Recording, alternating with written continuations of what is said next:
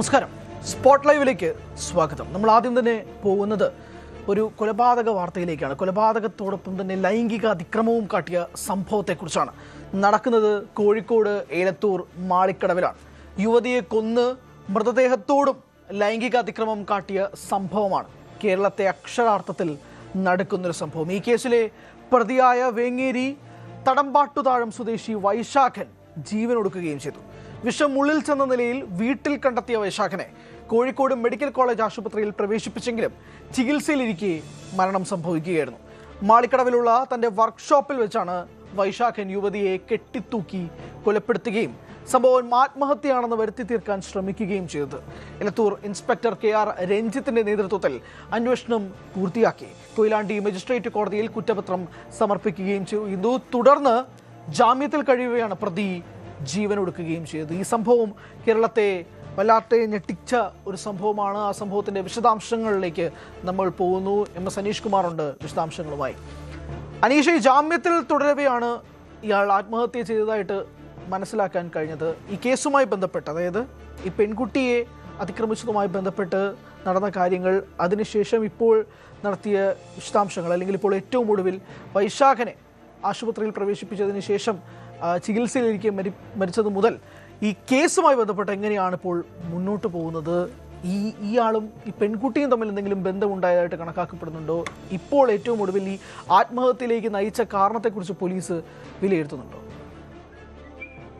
കേരളത്തെ ആകമാനം ഞെട്ടിച്ച ഒരു സംഭവമായിരുന്നു ഒരു യുവതിയെ പ്രണയം നടിച്ച ശേഷം മരണത്തിലേക്ക് തള്ളിവിടുക എന്നത്. ഇയാളുടെ ഒരു ബന്ധു തന്നെയായ പെൺകുട്ടിയുമായി വളരെ ചെറുപ്പം മുതൽ തന്നെ വൈശാഖിന് അടുപ്പമുണ്ടായിരുന്നു. ഇതിനുശേഷം പിന്നീട് ഈ ബന്ധവുമായി ബന്ധപ്പെട്ട വിവരങ്ങൾ കുടുംബത്തിൽ അറിയുന്നതോടെ ചില അസ്വാരസ്യങ്ങൾ അവിടെ ഉണ്ടാവുന്നു. ഇതേ തുടർന്ന് ബന്ധം മുന്നോട്ട് പോകാൻ കഴിയാത്ത അവസ്ഥയിലേക്ക് കാര്യങ്ങൾ നീങ്ങുന്നു. ഈ യുവതി ബന്ധത്തിൽ നിന്ന് പിന്മാറാനുള്ള ഒരു നീക്കമൊക്കെ നടത്തുകയും ചെയ്യുന്നു. ഇതിനുശേഷമാണ് വൈശാഖൻ തന്റെ യഥാർത്ഥ മുഖം കാണിച്ചത്. അതായത് നമുക്കൊന്നിച്ച് ജീവിക്കാൻ കഴിയില്ലെങ്കിൽ നമുക്കൊന്നിച്ച് മരണം തെരഞ്ഞെടുക്കണം എന്ന് പറയുകയും ഇദ്ദേഹത്തിന് അയാൾക്ക് മാളിക്കടവിലുള്ള ഒരു വർക്ക്ഷോപ്പ് ഉണ്ട്, ഒരു ഫർണിച്ചറും മറ്റുമൊക്കെ ഉണ്ടാക്കുന്ന അത്തരത്തിലൊരു വർക്ക്ഷോപ്പ് ഉണ്ട്. ആ വർക്ക്ഷോപ്പിൽ വെച്ച് ആണ് രണ്ടുപേരും മരണം തെരഞ്ഞെടുക്കാം എന്ന് പറഞ്ഞ ശേഷം ഒരുമിച്ച് തൂങ്ങി മരിക്കാൻ ഒരുങ്ങുന്നത്. എന്നാൽ ഈ മരിക്കാൻ ഒരുങ്ങിയ ശേഷം താൻ മരിക്കുന്നുവെന്ന ഒരു വ്യാജ പ്രതീതി സൃഷ്ടിക്കുക മാത്രമാണ് വൈശാഖൻ ചെയ്തത്. മറുവശത്ത് ഈ യുവതി ഇയാളുടെ വാക്കുവെച്ച് തൂങ്ങുകയും ചെയ്തു. പിന്നീടാണ് ഒരു ആത്മഹത്യ എന്ന രീതിയിലൊക്കെ ചിത്രീകരിക്കാനുള്ള നീക്കമാണ് ഇയാളുടെ ഭാഗത്തു നിന്നും ഉണ്ടായത്. പിന്നീട് അന്വേഷണം നടത്തിയപ്പോഴാണ് ഇത് ക്രൂരമായ ഒരു കൊലപാതകമാണ് എന്ന് പോലീസിന് കണ്ടെത്താൻ കഴിഞ്ഞത്. ഈ വർക്ക്ഷോപ്പിലെ CCTV ദൃശ്യങ്ങളടക്കം പരിശോധിച്ചപ്പോൾ കൃത്യമായ തെളിവുകൾ ഇതുമായി ബന്ധപ്പെട്ട് പോലീസിന് ലഭിക്കുകയും ചെയ്തു. പോലീസ് ഈ കേസിൽ അന്വേഷണം പൂർത്തിയാക്കുകയും കുറ്റപത്രം കോടതിയിൽ സമർപ്പിക്കുകയും ചെയ്തു. ഞെട്ടിക്കുന്ന വിവരങ്ങളായിരുന്നു ഈ അന്വേഷണത്തിൽ പോലീസിന് കണ്ടെത്താൻ കഴിഞ്ഞത്. കാരണം ഈ യുവതി മരിച്ച ശേഷം മൃതദേഹത്തോട് പോലും ലൈംഗികമായ ഇയാളുടെ വൈകൃതം ഈ വൈശാഖൻ കാട്ടിയിരുന്നുവെന്ന് പോലീസ് കണ്ടെത്തിയിരുന്നു. ഇത് പ്രകാരം ഈ കൊലപാതകം, ഗൂഢാലോചന, മൃതദേഹത്തോട് അപമര്യാദ പെരുമാറൽ തുടങ്ങിയ വകുപ്പുകളൊക്കെ ചുമത്തി കേസെടുത്തിരുന്നു. ഒപ്പം നന്നേ ചെറുപ്പം മുതൽ തന്നെ ഈ യുവതിയായിരുന്ന പെൺകുട്ടിയായിരുന്നപ്പോൾ മുതൽ ഇയാൾ ശാരീരിക പീഡനത്തിന് ഇരയാക്കുകയും ഇയാളുടെ ഒരു ഭീഷണി പുറത്ത് നിർത്തുകയും ഒക്കെ ചെയ്തു. അതുകൊണ്ട് പോക്സോ കേസ് അടക്കം ഇയാൾക്കെതിരെ ചുമത്തുകയും ചെയ്തിരുന്നു. ദീർഘനാളുകളായി, മാസങ്ങളായി തന്നെ ഇയാൾ ജയിലിലായിരുന്നു. ഇതിനുശേഷം ഹൈക്കോടതിയിൽ നിന്നും 2 ആഴ്ച മുമ്പാണ് ജാമ്യം ലഭിക്കുകയും പുറത്തേക്ക് ഇറങ്ങിയത്. ഇതിനുശേഷമാണ് പിന്നീട് മാളിക്കടവിലുള്ള ഇയാളുടെ വീട്ടിൽ വിഷം കഴിച്ച നിലയിൽ ഇയാളെ കണ്ടെത്തിയത്. തുടർന്ന് കോഴിക്കോട് മെഡിക്കൽ കോളേജ് ആശുപത്രിയിലേക്ക് കൊണ്ടുപോയെങ്കിലും ജീവൻ നഷ്ടപ്പെടുകയായിരുന്നു. ഇല്ല അനീഷ്, ഈ കേസിൽ ഏറ്റവും പ്രധാനപ്പെട്ട കാര്യം ഇത് ആത്മഹത്യ എന്ന് വരുത്തി തീർക്കാൻ വൈശാഖൻ ശ്രമിച്ചിരുന്നെങ്കിൽ പോലും കുരുക്കിലായത് ആ ഒരു ഡയറി കുറിപ്പാണല്ലോ. അതിനകത്ത് കൃത്യമായി ഈ പെൺകുട്ടി എഴുതി വെക്കുകയും ചെയ്തിരുന്നല്ലോ. എന്തെങ്കിലും സംഭവിച്ചിരുന്നെങ്കിൽ അതിൻ്റെ ഉത്തരവാദി വൈശാഖനാണ് എന്നത് സംബന്ധിച്ച്. അപ്പോൾ മുതൽ ഈ കേസുമായി ബന്ധപ്പെട്ട് ഇതിനകത്ത് ഒരു മിസ്റ്ററി ഉണ്ടെന്നും അതുമായി ബന്ധപ്പെട്ട് വൈശാഖനാണ് ഇതിന് പിന്നിലെന്ന് പറയുമ്പോൾ പോലും ആസൂത്രിതമായ ഒരു കൊലപാതകത്തിന് വൈശാഖൻ ശ്രമിച്ചിരുന്നു എന്ന് കണക്കാക്കേണ്ടി വരുമോ? കാരണം ഒരുമിച്ച് മരിക്കാമെന്നായിരുന്നല്ലോ തീരുമാനിച്ചത്. പക്ഷേ ആ സമയത്ത് പോലും വൈശാഖൻ്റെ സ്വഭാവം എന്ന് പറയുന്നത് അങ്ങനെ ആയിരുന്നില്ല. തനിക്ക് മാത്രം കുറഞ്ഞ ഒരു ഉറക്ക ഗുളിക എടുക്കുക, ഈ പെൺകുട്ടിക്ക് കൂടിയ അളവിൽ കൊടുക്കുക, എന്നിട്ട് ഈ ലൈംഗികമായി പീഡിപ്പിക്കുക എന്നുൾപ്പെടെ ആദ്യം മുതൽ തന്നെ മോട്ടീവ് ഇതായിരുന്നു. കാരണം സ്വാഭാവികമായിട്ടും വൈശാഖൻ ഇപ്പോൾ ആത്മഹത്യ ചെയ്യുമ്പോഴേക്കും ഈ മോട്ടീവ് ആദ്യമേ ഇത് തന്നെ ആയിരുന്നു ഇല്ലയോ? എന്താണ് പോലീസിന്റെ ഭാഷ അതുമായി ബന്ധപ്പെട്ട്? തീർച്ചയായും ഇയാൾക്ക് നേരത്തെ മുതൽ തന്നെ, അതായത് ഈ കുടുംബത്തിൽ ഈ പ്രശ്നങ്ങൾ അറിഞ്ഞപ്പോൾ മുതൽ തന്നെ ഈ യുവതിയെ ഒഴിവാക്കണമെന്ന രീതിയിലേക്ക് തന്നെ കാര്യങ്ങൾ നീങ്ങിയിരുന്നു. അതുമായി ബന്ധപ്പെട്ട് ഒരുപാട് തവണ ഇവർ ചർച്ച നടത്തുകയും തമ്മിൽ വഴക്കടിക്കുകയും ഒക്കെ ചെയ്തിരുന്നു. ഇതിനൊടുവിലാണ് ഈ വകവരുത്തുക എന്നൊരു തീരുമാനത്തിലേക്ക് ഇയാൾ എത്തുകയും പല രീതിയിൽ ഇവരെ വധിക്കാനുള്ള ശ്രമം നടത്തുകയും ചെയ്തു. ഒരേപോലെ ഈ ഒറുക്കോളിയ കഴിച്ചുവെന്ന് വരുത്തുമ്പോഴും കൂടുതൽ ഡോസേജ് ഉള്ളത് യുവതിക്ക് നൽകുന്നു. ഒപ്പം ഒരുമിച്ച് തൂങ്ങി മരിക്കാനെന്ന വ്യാജന അതിനുള്ള നീക്കം നടത്തുന്നു. അങ്ങനെ എല്ലാ തരത്തിലും ഒരു പ്രതീതി ജനിപ്പിക്കുകയാണ് വൈശാഖൻ ചെയ്തത്. അതിനുശേഷം ഇതൊന്നും ഇയാൾ ചെയ്യുന്നുണ്ടായിരുന്നില്ല. പക്ഷേ ഇയാളുടെ കരഞ്ഞ് പറച്ചിലും വളരെ വൈകാരികമായുള്ള സംസാരങ്ങളുമൊക്കെ ഈ പെൺകുട്ടിയെ ഒരു തരത്തിൽ, അല്ലെങ്കിൽ ഈ യുവതിയെ ഒരു തരത്തിൽ വിശ്വസിപ്പിക്കുന്ന രീതിയിലേക്ക് കാര്യങ്ങൾ നീങ്ങി. അങ്ങനെയാണ് ഒരുമിച്ച് ജീവിക്കാൻ കഴിയില്ലെങ്കിൽ ഒരുമിച്ച് മരിക്കാം എന്ന ഒരു തീരുമാനത്തിലേക്ക് എത്തിയെന്ന ഇയാളുടെ വാക്ക് വിശ്വസിച്ച് ആ യുവതി മരണത്തിലേക്ക് നീങ്ങി. മരണമെന്ന് പറയാൻ പോലും കഴിയില്ല. ഇയാളാണ് കുരുക്കി ഓർക്കഗുളിയൊക്കെ നൽകി, അല്ലെങ്കിൽ കഴുത്ത് കുരുക്കിയൊക്കെ കൊന്നത്. അപ്പോൾ ആ യുവതി വിചാരിക്കുന്ന ഇത് കഴിഞ്ഞ് തൊട്ട് പിന്നാലെ തന്നെ ഇയാളും തന്നോടൊപ്പം ജീവിതം വെടിഞ്ഞു വരികയാണ് എന്നൊക്കെയുള്ള തെറ്റിദ്ധാരണയായിരുന്നു. എന്തായാലും ഇക്കാര്യങ്ങളൊക്കെ വളരെ വിശദമായി തന്നെ ഈ പെൺകുട്ടി ഈ യുവതി ഡയറിക്കുറിപ്പിൽ എഴുതിയിരുന്നു. അതും ഓരോ കാലത്തെ കാര്യങ്ങൾ കൃത്യമായി തന്നെ ചെറുപ്പം മുതൽ തന്നെ ഏത് തരത്തിലാണ് ഇയാൾ ദുരുപയോഗം ചെയ്തത്, മുതിർന്നു വന്നപ്പോൾ ഇയാളുടെ പെരുമാറ്റം എങ്ങനെയായിരുന്നു, താനുമായുള്ള ബന്ധത്തിൽ നിന്നും ഒഴിവായപ്പോൾ ഇയാളുടെ പെരുമാറ്റം എങ്ങനെയാണ്, അങ്ങനെ തുടങ്ങിയ കാര്യങ്ങളൊക്കെ വളരെ വ്യക്തമായി തന്നെ ഈ യുവതി തന്റെ ഡയറിക്കുറിപ്പിൽ രേഖപ്പെടുത്തിയിരുന്നു. അതുകൊണ്ട് തന്നെ പ്രതിയിലേക്ക് വളരെ വേഗം എത്താൻ പോലീസിന് കഴിയുകയും ചെയ്തു. ഇയാൾ ഈ മരിച്ച ശേഷവും, ഈ മരണം ഉറപ്പാക്കിയ ശേഷവും ഒരു ആത്മഹത്യയെന്ന് വരുത്തി തീർക്കാനായി പിന്നീട് ആശുപത്രിയിലേക്ക് കാറിൽ കൊണ്ടുപോവുകയൊക്കെ ചെയ്യുന്ന CCTV ദൃശ്യങ്ങളൊക്കെ പോലീസിന് ലഭിക്കുകയൊക്കെ ചെയ്തിരുന്നു. അവിടെയും ഒരു നാടകം കളിക്കാനാണ് ഇയാൾ ശ്രമിച്ചത്. അതിൽ ഏറ്റവും ദയനീയമായതും അല്ലെങ്കിൽ ഏറ്റവും ക്രൂരമായ ഇയാളുടെ ഇടപെടൽ ഈ മരണം ഉറപ്പാക്കിയ ശേഷവും ഒരു ക്രൂരമായ തന്റെ ലൈംഗിക ക്രൂരതയ്ക്ക് ഈ യുവതിയെ ഇരയാക്കാൻ ഇയാൾ ശ്രമിച്ചു എന്നതാണ്. ഒരു തരത്തിലും ഒരു മനുഷ്യ സഹജമായ സ്വഭാവങ്ങളൊന്നും ഇയാളുടെ പക്കൽ ഉണ്ടായിരുന്നില്ല എന്നതിന് ഏറ്റവും വലിയ തെളിവായി പോലീസ് ചൂണ്ടിക്കാണിക്കുന്നതാണ്. എന്തായാലും ഇക്കാര്യങ്ങളൊക്കെ കൃത്യമായി തന്നെ ഈ സ്ഥാപനത്തിലെ CCTV ദൃശ്യങ്ങളിൽ പതിഞ്ഞു എന്നതാണ് ഇയാൾക്ക് ഏറ്റവും വലിയ തെളിവായി, ഇയാൾക്കെതിരായ ഏറ്റവും വലിയ തെളിവായി മാറുന്നത്. ഇവർ ഈ വർക്ക്ഷോപ്പിലേക്ക് എത്തുന്ന സമയം മുതൽ ഇയാൾ പിന്നീട് പുറത്തേക്ക് ഈ കാറുമായി യുവതിയുമായി പോകുന്ന സമയം വരെ അതൊക്കെ പുറത്തെ CCTV ദൃശ്യങ്ങളിലടക്കം പതിഞ്ഞിട്ടുണ്ട്. അങ്ങനെ കൃത്യമായ ഒരു ദൈവത്തിന്റെ കയ്യൊപ്പുള്ള തെളിവുകൾ ഈ കേസിൽ പോലീസിന് ഈ പ്രതിക്കെതിരായി ലഭിക്കുകയും ചെയ്തു. എന്തായാലും കൃത്യമായ ശിക്ഷ ഉറപ്പ് വരുന്ന ഒരു കേസ് തന്നെയായിരുന്നു. കാരണം ഒന്നിലധികം കുറ്റങ്ങൾ, അല്ലെങ്കിൽ ഒരുപാട് കുറ്റങ്ങൾ ഇയാൾക്കെതിരെ ചുമത്തപ്പെട്ടിരുന്നു. അത് കൊലപാതകവും ഗൂഢാലോചനയും മൃതദേഹത്തോട് അപമര്യാദയായി പെരുമാറുകയും ഒപ്പം ഈ നന്നേ ചെറുപ്പത്തിൽ ഈ പെൺകുട്ടിയെ ഭീഷണിപ്പെടുത്തിയും അല്ലെങ്കിൽ മറ്റു പ്രലോഭനങ്ങൾ നൽകിയും ഒക്കെ വശത്താക്കി ലൈംഗിക പീഡനത്തിന് ഇരയാക്കിയാണ് വന്നിരുന്നത്. അങ്ങനെ പോക്സോ കേസ് അടക്കം ഈ പ്രതിക്കെതിരെ ചുമത്തപ്പെടുന്ന ഒരു സാഹചര്യമുണ്ടായി. അതുകൊണ്ട് തന്നെ ഈ ജാമ്യം ലഭിച്ച് പുറത്തേക്ക് ഇറങ്ങിയെങ്കിലും കോടതിയിൽ കുറ്റപത്രം സമർപ്പിക്കപ്പെട്ടിട്ടുണ്ട്. ആ കേസിലെ വിചാരണ നടപടികൾ ആരംഭിച്ച് കഴിഞ്ഞിരിക്കുന്ന ഒരു സാഹചര്യമുണ്ട്. അതുകൊണ്ട് ഈ കേസിൽ നിന്നും താൽക്കാലികമായി ജാമ്യം കിട്ടിയാലും കൃത്യമായ ശിക്ഷ ലഭിക്കും എന്ന് ഇയാൾക്ക്. അനീഷ്, അതായത് ഈ കേസിൽ നിന്ന് തനിക്ക് ഊരാൻ കഴിയില്ല എന്ന് മനസ്സിലാക്കിയ വൈശാഖൻ എന്തായാലും ഒന്നിലധികം കേസുകളിൽ അല്ലെങ്കിൽ ഒന്നിലധികം വകുപ്പ് ചുമത്തിക്കൊണ്ട് അകത്താകുമെന്ന് മനസ്സിലാക്കിയ വൈശാഖൻ ഇനി ഒരുപക്ഷെ കുറേ നാൾക്കെങ്കിലും പുറം ലോകം കാണാൻ കഴിയില്ല എന്ന് മനസ്സിലാക്കിക്കൊണ്ട് തന്നെയാണ് ഈ ജാമ്യത്തിൽ ആത്മഹത്യയിലേക്ക് നയിച്ചതായിട്ട് കണക്കാക്കപ്പെടേണ്ടത്. കാരണം വൈശാഖന് മരിക്കാനായിരുന്നു തീരുമാനമെങ്കിൽ ഒരുപക്ഷെ അപ്പോഴേ ആകാമായിരുന്നു. പക്ഷേ ആ സമയത്ത് വൈശാഖൻ ഈ പെൺകുട്ടിയെയും കബളിപ്പിച്ച് ആ പെൺകുട്ടിയെ കൊല ചെയ്തിട്ടാണ് പിന്നീട് പോലീസ് അറസ്റ്റിലേക്ക് വരുന്നത്. പക്ഷേ ഇപ്പോൾ അകത്തായി എല്ലാം മനസ്സിലായി പിടികൂടി എന്ന് മനസ്സിലാക്കിയതിനു കൊണ്ട് ആയിരിക്കുമോ ഇങ്ങനൊരു തീരുമാനത്തിലേക്ക് നീങ്ങിയത്? സ്വാഭാവികമായിട്ടും ഈ ഒരു ആത്മഹത്യയിലേക്കും ഇതിന്റെ ചുരുളുകൾ അതിലേക്ക് തന്നെ ആയിരിക്കുമല്ലോ നീങ്ങുന്നത്. ആ തോന്നലിന്റെ പശ്ചാത്തലത്തിലാണ് ഈ ചോദ്യം.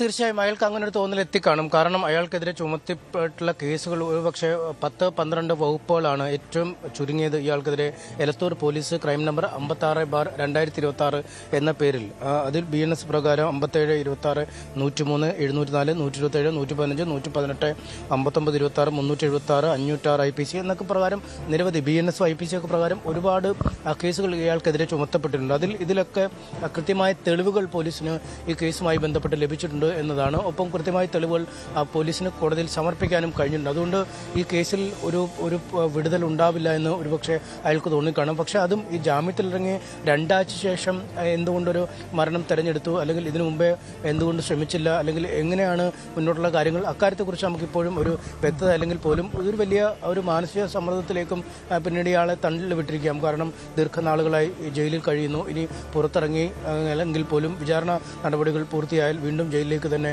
പോകണം. സാമ്പത്തികമായ പരാധീനതകളിലേക്കൊക്കെ ഇയാൾ നീങ്ങിക്കാണ്. ഒപ്പം കുടുംബത്തിൻ്റെ ഭാഗത്തു നിന്നുള്ള പ്രതികരണങ്ങൾ, ഈ ഭാര്യയും കുട്ടിയും ഒക്കെ ഉള്ള കുഞ്ഞുങ്ങളുമൊക്കെ ഉള്ള ഒരു കുടുംബത്തിലാണ് ഇയാൾ ഉള്ളത്. അതുകൊണ്ട് അത്തരം കാര്യങ്ങളുമൊക്കെ ഇയാളെ ഒരുപക്ഷെ മറ്റൊരു തരത്തിലെ സമ്മർദ്ദത്തിലേക്ക് കടത്തിവിട്ടിരിക്കാം. ഒപ്പം ഈ കേസിൽ ശിക്ഷ കിട്ടും എന്നുള്ള കാര്യത്തിൽ ഏകദേശം ഒരു ഉറപ്പാണ്. കാരണം അത്രമേൽ കൃത്യമായി തെളിവുകൾ ഹാജരാക്കാൻ അല്ലെങ്കിൽ തെളിവുകൾ കണ്ടെത്താൻ പോലീസിന് കഴിഞ്ഞ ഒരു കേസാണ്. സാക്ഷി മൊഴികളുണ്ട്, ഡിജിറ്റൽ തെളിവുകളുണ്ട്, ഈ മരിച്ച യുവതിയുടെ ഡയറിക്കുറിപ്പുണ്ട്. അങ്ങനെ എല്ലാ സാഹചര്യങ്ങളും ഇയാൾക്ക് എതിരാണ് എന്നുള്ള തോന്നൽ ഇയാൾക്ക് തന്നെ വന്നു കാണാം. അതുകൊണ്ടാവാം ഒരുപക്ഷെ ഇത്തരമൊരു മാർഗം ഇയാൾ തെരഞ്ഞെടുത്തത്.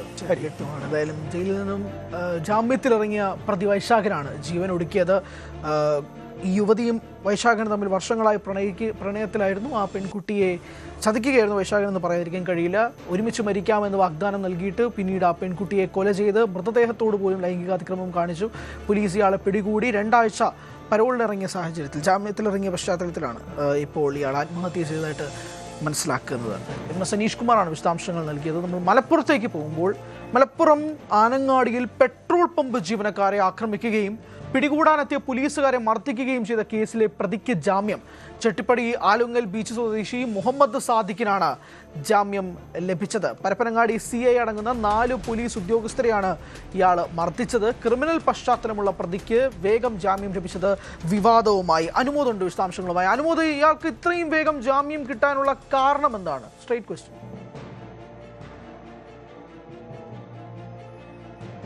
അത് തന്നെയാണ് ഏറ്റവും പ്രധാനപ്പെട്ട ചോദ്യം. അതായത് പോലീസിനെ ആക്രമിച്ചു, അവരുടെ കൃത്യനിർവഹണം തടസ്സപ്പെടുത്തി, പോലീസിന്റെ വാഹനം നശിപ്പിക്കാൻ ശ്രമിച്ചു, പെട്രോൾ പമ്പ് ജീവനക്കാരനെ ആക്രമിച്ചു തുടങ്ങി ഗുരുതരമായ കുറ്റങ്ങളാണ് ഈ സാദിഖിനെതിരെ ഇയാൾക്കെതിരെ ചുമത്തിയിരുന്നത്. കഴിഞ്ഞ ഞായറാഴ്ചയാണ് ഈ സംഭവം ഉണ്ടാകുന്നത്. തിങ്കളാഴ്ചയാണ് ഇയാളെ കോടതിയിൽ ഹാജരാക്കുന്നത്. പക്ഷേ 2 ദിവസത്തിനകം ഇയാൾക്ക് ജാമ്യം ലഭിച്ചു എന്നുള്ളതാണ് ഇതിൽ ഏറ്റവും പ്രധാനപ്പെട്ട കാര്യം. പരപ്പനങ്ങാടി പോലീസ് ഇയാളെ കസ്റ്റഡിയിൽ വാങ്ങിച്ച് ചോദ്യം ചെയ്യാനിരിക്കെയാണ് ഇയാൾക്ക് പ്രോസിക്യൂഷന്റെ ഭാഗത്ത് കടുത്ത എതിർപ്പുണ്ടായിട്ടും ജാമ്യം ലഭിച്ചത് എന്നുള്ളതാണ് പ്രധാനപ്പെട്ട ഒരു കാര്യം. അതായത് പോലീസിനെതിരെ നടത്തിയ അക്രമം, അതേപോലെ പെട്രോൾ പമ്പ് ജീവനക്കാരനെതിരെ നടത്തിയ അക്രമം, ഇതൊക്കെ ഗുരുതരമായ കുറ്റങ്ങളായിട്ട് പോലീസ് കണ്ടെത്തിയിട്ടും ഈ വളരെ വേഗത്തിൽ ഈ മുൻപ് ഇയാളുടെ ക്രിമിനൽ പശ്ചാത്തലമെല്ലാം വളരെ വിശദമായിട്ട് റിമാൻഡ് റിപ്പോർട്ടിൽ പരാമർശിച്ചിട്ടും ജാമ്യം എങ്ങനെ ലഭിച്ചു എന്ന ചോദ്യമാണ് ഉയരുന്നത്. പോലീസിനെ സംബന്ധിച്ച് അവരുടെ ആത്മവീര്യം തകർക്കുന്ന ഒന്നാണ്. മാത്രമല്ല ആ പ്രദേശത്ത് ഇനിയും ക്രമസമാധാന പ്രശ്നങ്ങൾ ഉണ്ടാകാൻ സാധ്യതയുണ്ടെന്ന് പോലീസ് വിലയിരുത്തുന്ന ഒരു സാഹചര്യമുണ്ട്. ഈ പെട്രോൾ പമ്പ് ജീവനക്കാരനെതിരെ ഇയാളുടെ ഭാഗത്ത് നിന്ന് വീണ്ടും അക്രമം ഉണ്ടാകുമോ എന്ന ഭീഷണിയുണ്ട്. അങ്ങനെ ഒരു ക്രിമിനൽ പശ്ചാത്തലമുള്ള തുടർച്ചയായിട്ട് കുറ്റകൃത്യങ്ങളിൽ ഏർപ്പെട്ട ചരിത്രമുള്ള ലഹരിക്ക് അടിമയായിട്ടുള്ള പൊതുവിൽ ഒരു ആശങ്കയുണ്ടാക്കുന്ന വ്യക്തിത്വമായിട്ട് കാണുന്ന ഇയാൾക്ക് വളരെ വേഗത്തിൽ ജാമ്യം ലഭിച്ചു എന്നുള്ളതാണ് ഇവിടെ ഉയരുന്ന ചോദ്യം. എന്താണെങ്കിലും ഇതിനെതിരെ പോലീസ് നിന്ന് നടപടിയെടുക്കുമെന്ന് വ്യക്തമായിട്ടില്ല. പക്ഷേ കേസിന് അന്വേഷണത്തേക്ക് ഇതെങ്ങനെ ബാധിക്കുമെന്നും പറയാനാകില്ല. ഇയാളുടെ ഈ ലഹരി പശ്ചാത്തലമാണ് ഇവിടെ ഏറ്റവും പ്രധാനമായിട്ട് പോലീസിൻ്റെ സംശയത്തിൽ ഉള്ള ഒരു കാര്യം. ഇയാൾ ലഹരി കടത്തിന് ശ്രമിക്കുന്നുണ്ടോ എന്ന സംശയങ്ങളൊക്കെ പോലീസിൻ്റെ ഭാഗത്ത് നിന്ന് ഉയരുന്ന ഒരു ചോദ്യമായിട്ടുണ്ട്.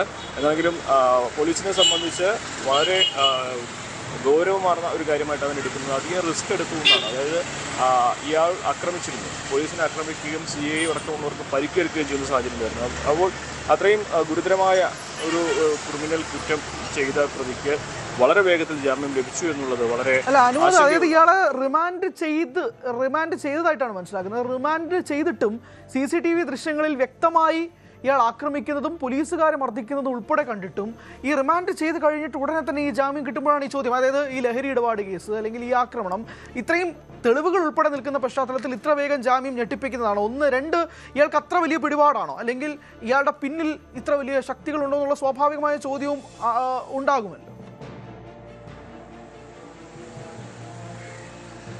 തീർച്ചയായും ഇത് Parappanangadi judicial first class magistrate കോടതിയാണ് ഇയാൾക്ക് ജാമ്യം അനുവദിച്ചത്. APP പബ്ലിക് പ്രോസിക്യൂട്ടർ ഭാഗത്ത് നിന്ന് കടുത്ത സമ്മർദ്ദമുണ്ടായിരുന്നു. ഇയാൾക്ക് ജാമ്യം കൊടുക്കരുതെന്ന വാദമുണ്ടായിരുന്നു. ഈ ദൃശ്യങ്ങളും ഒരുപക്ഷെ ദൃശ്യങ്ങളൊന്നും കോടതിക്ക് മുമ്പാകെ പൂർണ്ണമായിട്ട് നമുക്ക് തെളിവായിട്ട് ഈ ഘട്ടത്തിൽ പലപ്പോഴും എടുക്കില്ല എന്നുള്ളത് മറ്റൊരു വസ്തുതയാണ്. പക്ഷേ ഇവിടെ ഈ ഒരു ക്രിമിനൽ പശ്ചാത്തലമുള്ള ഇത്രയും ക്രിമിനൽ പശ്ചാത്തലമുള്ള ഒരു വ്യക്തി വീണ്ടും വീണ്ടും ഒരേ തരത്തിലുള്ള തെറ്റ് അല്ലെങ്കിൽ കുറ്റങ്ങൾ ആവർത്തിക്കുന്നു, പൊതുസമൂഹത്തിന് ഭീഷണിയാകുന്നു, ബാധ്യതയാകുന്നു, നിയമപാലകരെ പരിക്കേൽപ്പിക്കുന്നു, നിയമപാലകരെ സംബന്ധിച്ച് വാഹനം തകർക്കാൻ ശ്രമിക്കുന്നു.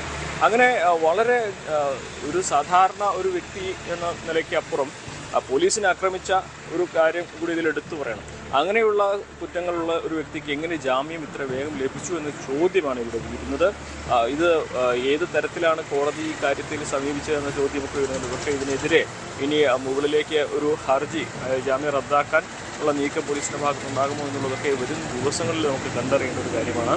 ഇവിടെ പൊതുസമൂഹത്തിന് ഇത്രയും ക്രിമിനൽ പശ്ചാത്തലമുള്ള അടിക്കടി കുറ്റങ്ങൾ ചെയ്ത ചരിത്രമുള്ള നിലവിൽ തന്നെ 4-5 കേസുകളുള്ള ലഹരി ഉപയോഗിക്കുന്ന ലഹരി കടത്തുകാരനെന്ന് പോലീസ് കരുതുന്ന ഒരു വ്യക്തി ഒരു വലിയ പൊതുസമൂഹത്തിനൊക്കെ ഭീഷണിയാവുന്ന തരത്തിൽ കൃത്യം ചെയ്തിട്ട് കുറച്ച് ദിവസങ്ങൾ പോലും അതിൻ്റെ ശിക്ഷ ലഭിക്കാതെ സർവ്വസ്വതന്ത്രനായി നടക്കുന്നു എന്നുള്ളതാണ് ആശങ്കയുണ്ടാക്കുന്ന ഒരു കാര്യം. അതാണെങ്കിലും ഇത് എന്ത് സംഭവിച്ചു എന്ന ചോദ്യമാണ്. ഇത്രയും വേഗത്തിൽ ഒരു ജാമ്യം ലഭിക്കാവുന്ന സംവിധാനങ്ങളാണോ, ഒരു ക്രിമിനൽ കേസിലെ പ്രതിക്ക് ഇത്രയും വേഗത്തിൽ ജാമ്യം ലഭിക്കാവുന്ന സംവിധാനങ്ങളാണോ ഇവിടെ ഉള്ളത് എന്ന ചോദ്യമാണ് ഇവിടെ ഉയരുന്നത്. അല്ല അനുമോദ്, സ്വാഭാവികമായിട്ടും കോടതിയിൽ എന്താണ് സംഭവിച്ചതെന്ന് സംബന്ധിച്ചൊരു ധാരണ ഇവിടെ കിട്ടേണ്ടതുണ്ടല്ലോ. അതായത് അതുമായി ബന്ധപ്പെട്ട് എന്തെങ്കിലും വിശദാംശങ്ങളുണ്ട്. കാരണം ഇയാൾ എന്താണ് വാദിച്ചത്? കാരണം ഈ ക്രിമിനൽ പശ്ചാത്തലമുള്ള പ്രതിക്ക് റിമാൻഡിലാക്കി അതിന് പിന്നാലെ തന്നെ ഈ ജാമ്യം കൊടുക്കുമ്പോഴേക്കും എന്തായിരുന്നു ഇയാൾ വാദിച്ചത്, അല്ലെങ്കിൽ ഇയാളുടെ പക്കൽ ഇയാളുടെ സ്റ്റേറ്റ്മെന്റ്സ് എന്തായിരുന്നു, ഇയാൾക്ക് വേണ്ടിയിട്ട് വാദിക്കാൻ വേണ്ടിയിട്ട് ഇയാൾ എന്തായിരിക്കും പറഞ്ഞതെന്നത് സംബന്ധിച്ച് വിശദാംശങ്ങളുണ്ട്. രണ്ട്, സ്വാഭാവികമായിട്ട് ഇപ്പോൾ അതിവേഗം ജാമ്യം കൊടുക്കുമ്പോഴേക്കും പോലീസിന്റെ നീക്കങ്ങൾ വരും മണിക്കൂറുകളിലായിരിക്കും അറിയാം. പക്ഷേ ശക്തമായ നീക്കങ്ങൾ പോലീസിന്റെ ഭാഗത്തു നിന്നും തുടർ ദിവസങ്ങളിൽ ഉണ്ടാകുമെന്ന് തന്നെ മനസ്സിലാക്കണം.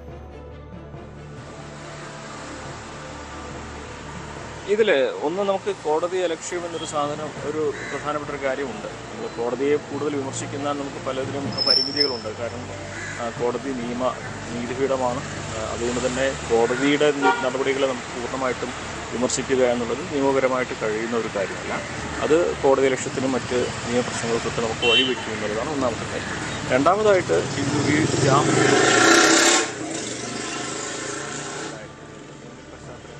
മറ്റുമൊക്കെ വിശദമാക്കിയിട്ടാണ്. പക്ഷേ അതിനൊക്കെ മറികടന്നുകൊണ്ട് ജാമ്യം അവകാശമാണെന്ന് തരത്തിലേക്ക് കോടതി എത്തുന്ന സാഹചര്യമാണ് ഉണ്ടായത്.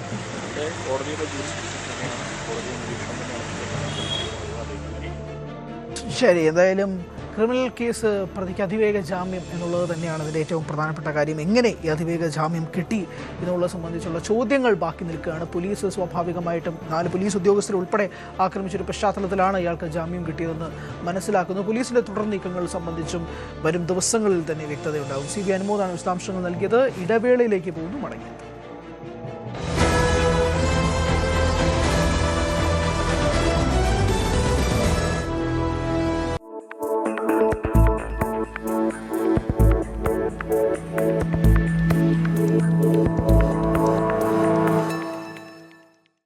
മഴ പെയ്യുന്ന ഒരു സായാഹ്നം, ഹൈവേയിലൂടെ സുഖകരമായ ഒരു യാത്ര. കാറിനുള്ളിൽ നേരിയ സംഗീതം പ്ലേ ചെയ്യുന്നുണ്ട്. മഴത്തുള്ളികൾ വിൻഷീൽഡിൽ വന്ന് പതിക്കുന്ന താളത്തിനൊപ്പം വാഹനം സുഗമമായി മുന്നോട്ട് കുതിക്കുന്നു. പെട്ടെന്ന് യാതൊരു മുന്നറിയിപ്പുമില്ലാതെ നിങ്ങളുടെ വാഹനത്തിന്റെ സ്റ്റിയറിംഗ് വല്ലാതെ ഭാരം കുറഞ്ഞതായി നിങ്ങൾക്ക് അനുഭവപ്പെടുന്നു. ഒരു കളിപ്പാട്ട കാർ ഓടിക്കുന്നത് പോലെ വളരെ ലാഘവത്തോടെ സ്റ്റിയറിംഗ് തെന്നി മാറുന്നു. ബ്രേക്ക് ചവിട്ടിയാലും വാഹനം നിൽക്കുന്നില്ല. പകരം നിയന്ത്രണം പൂർണ്ണമായും നഷ്ടപ്പെട്ട് ഒരു തെന്നി നീങ്ങലിലേക്ക് വാഹനം വഴിമാറുന്നു. ഏതൊരു വിദഗ്ധനായ ഡ്രൈവറെയും ഭയപ്പെടുത്തുന്ന, ജീവൻ പണയം വെക്കേണ്ടി വരുന്ന ഈ ഭയാനകമായ ചില സെക്കൻഡുകളെയാണ് ഹൈഡ്രോപ്ലേനിംഗ് അഥവാ അക്വാപ്ലേനിംഗ് എന്ന് വിളിക്കുന്നത്. ഒരു സാധാരണ മഴക്കാല ഡ്രൈവിങ്ങിനെ വലിയൊരു ദുരന്തത്തിലേക്ക് നയിക്കാൻ കെൽപ്പുള്ള ഈ ശാസ്ത്രീയ പ്രതിഭാസത്തെക്കുറിച്ച് ഓരോ ഡ്രൈവറും നിർബന്ധമായും അറിഞ്ഞിരിക്കേണ്ടതുണ്ട്. നിരത്തുകളിൽ ഒരു വാഹനം മുന്നോട്ട് കുതിക്കുന്നതും നമ്മൾ ഉദ്ദേശിക്കുന്നിടത്ത് കൃത്യമായി ബ്രേക്ക് ചെയ്ത് നിർത്താൻ കഴിയുന്നതും സ്റ്റിയറിംഗ് ഉപയോഗിച്ച് വളവുകൾ തിരിയുന്നതുമെല്ലാം വാഹനത്തിന്റെ യാന്ത്രിക സംവിധാനങ്ങളുടെയും എഞ്ചിന്റെയും മാത്രം കഴിവുകൊണ്ടല്ല. ഇതിനെല്ലാം ആധാരം ടയറും റോഡും തമ്മിലുള്ള ഘർഷണം അഥവാ ഫ്രിക്ഷനാണ്. മിനുസമുള്ള ഒരു തറയിൽ എണ്ണയൊഴിച്ചാൽ നമുക്ക് നടക്കാൻ കഴിയാത്തത് എന്തുകൊണ്ടാണെന്ന് ചിന്തിച്ചിട്ടുണ്ടോ? അവിടെ നമ്മുടെ പാദങ്ങളും തറയും തമ്മിലുള്ള ഘർഷണം പൂർണ്ണമായും നഷ്ടപ്പെടുന്നു. ഇതേ ഭൗതിക ശാസ്ത്രം തന്നെയാണ് ഹൈഡ്രോപ്ലേനിങ്ങിലും സംഭവിക്കുന്നത്. മഴയത്ത് റോഡിൽ വെള്ളം കെട്ടി നിൽക്കുമ്പോൾ വേഗത്തിൽ വരുന്ന വാഹനത്തിന്റെ ടയറിനും റോഡിനുമിടയിൽ ആ വെള്ളം ഒരു നേരിയ പാളിയായി രൂപാന്തരപ്പെടുന്നു. സാധാരണഗതിയിൽ ടയറുകളിലെ ചാലുകൾ അഥവാ ത്രെഡുകൾ ഒരു പമ്പ് പോലെ പ്രവർത്തിച്ച് ഈ വെള്ളത്തെ വെളിയിലേക്ക് തെറിപ്പിച്ച് റോഡുമായുള്ള സമ്പർക്കം നിലനിർത്തുകയാണ് ചെയ്യുന്നത്. എന്നാൽ വേഗത കൂടുമ്പോൾ ഈ പമ്പിംഗ് പ്രക്രിയ പരാജയപ്പെടുകയും കാര്യങ്ങൾ കൈവിട്ട് പോവുകയും ചെയ്യുന്നു. വാഹനത്തിന്റെ വേഗത ഒരു നിശ്ചിത പരിധി കടക്കുമ്പോൾ ടയറുകൾക്ക് പുറന്തള്ളാൻ കഴിയുന്നതിനേക്കാൾ കൂടുതൽ വെള്ളം അതിനടിയിലേക്ക് ഇരച്ചു കയറുന്നു. വെള്ളം കംപ്രസിബിൾ അല്ലാത്തത് കൊണ്ട് തന്നെ ഈ അതിമർദ്ദം കാരണം ടയറുകൾ റോഡിൽ നിന്നും അക്ഷരാർത്ഥത്തിൽ മുകളിലേക്ക് ഉയർത്തപ്പെടുന്നു. അതായത് ആയിരക്കണക്കിന് കിലോഗ്രാം ഭാരമുള്ള നിങ്ങളുടെ വാഹനം റോഡിലല്ല, പകരം ഒരു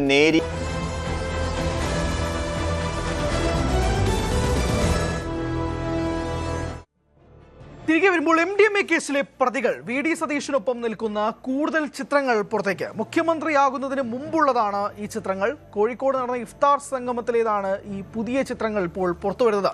മുഖ്യമന്ത്രിയുടെ ഓഫീസ് കേന്ദ്രീകരിച്ചാണ് ലഹരി വ്യാപനമെന്ന ആരോപണം ഇടത് കേന്ദ്രങ്ങൾ ശക്തമാക്കുകയുമാണ്.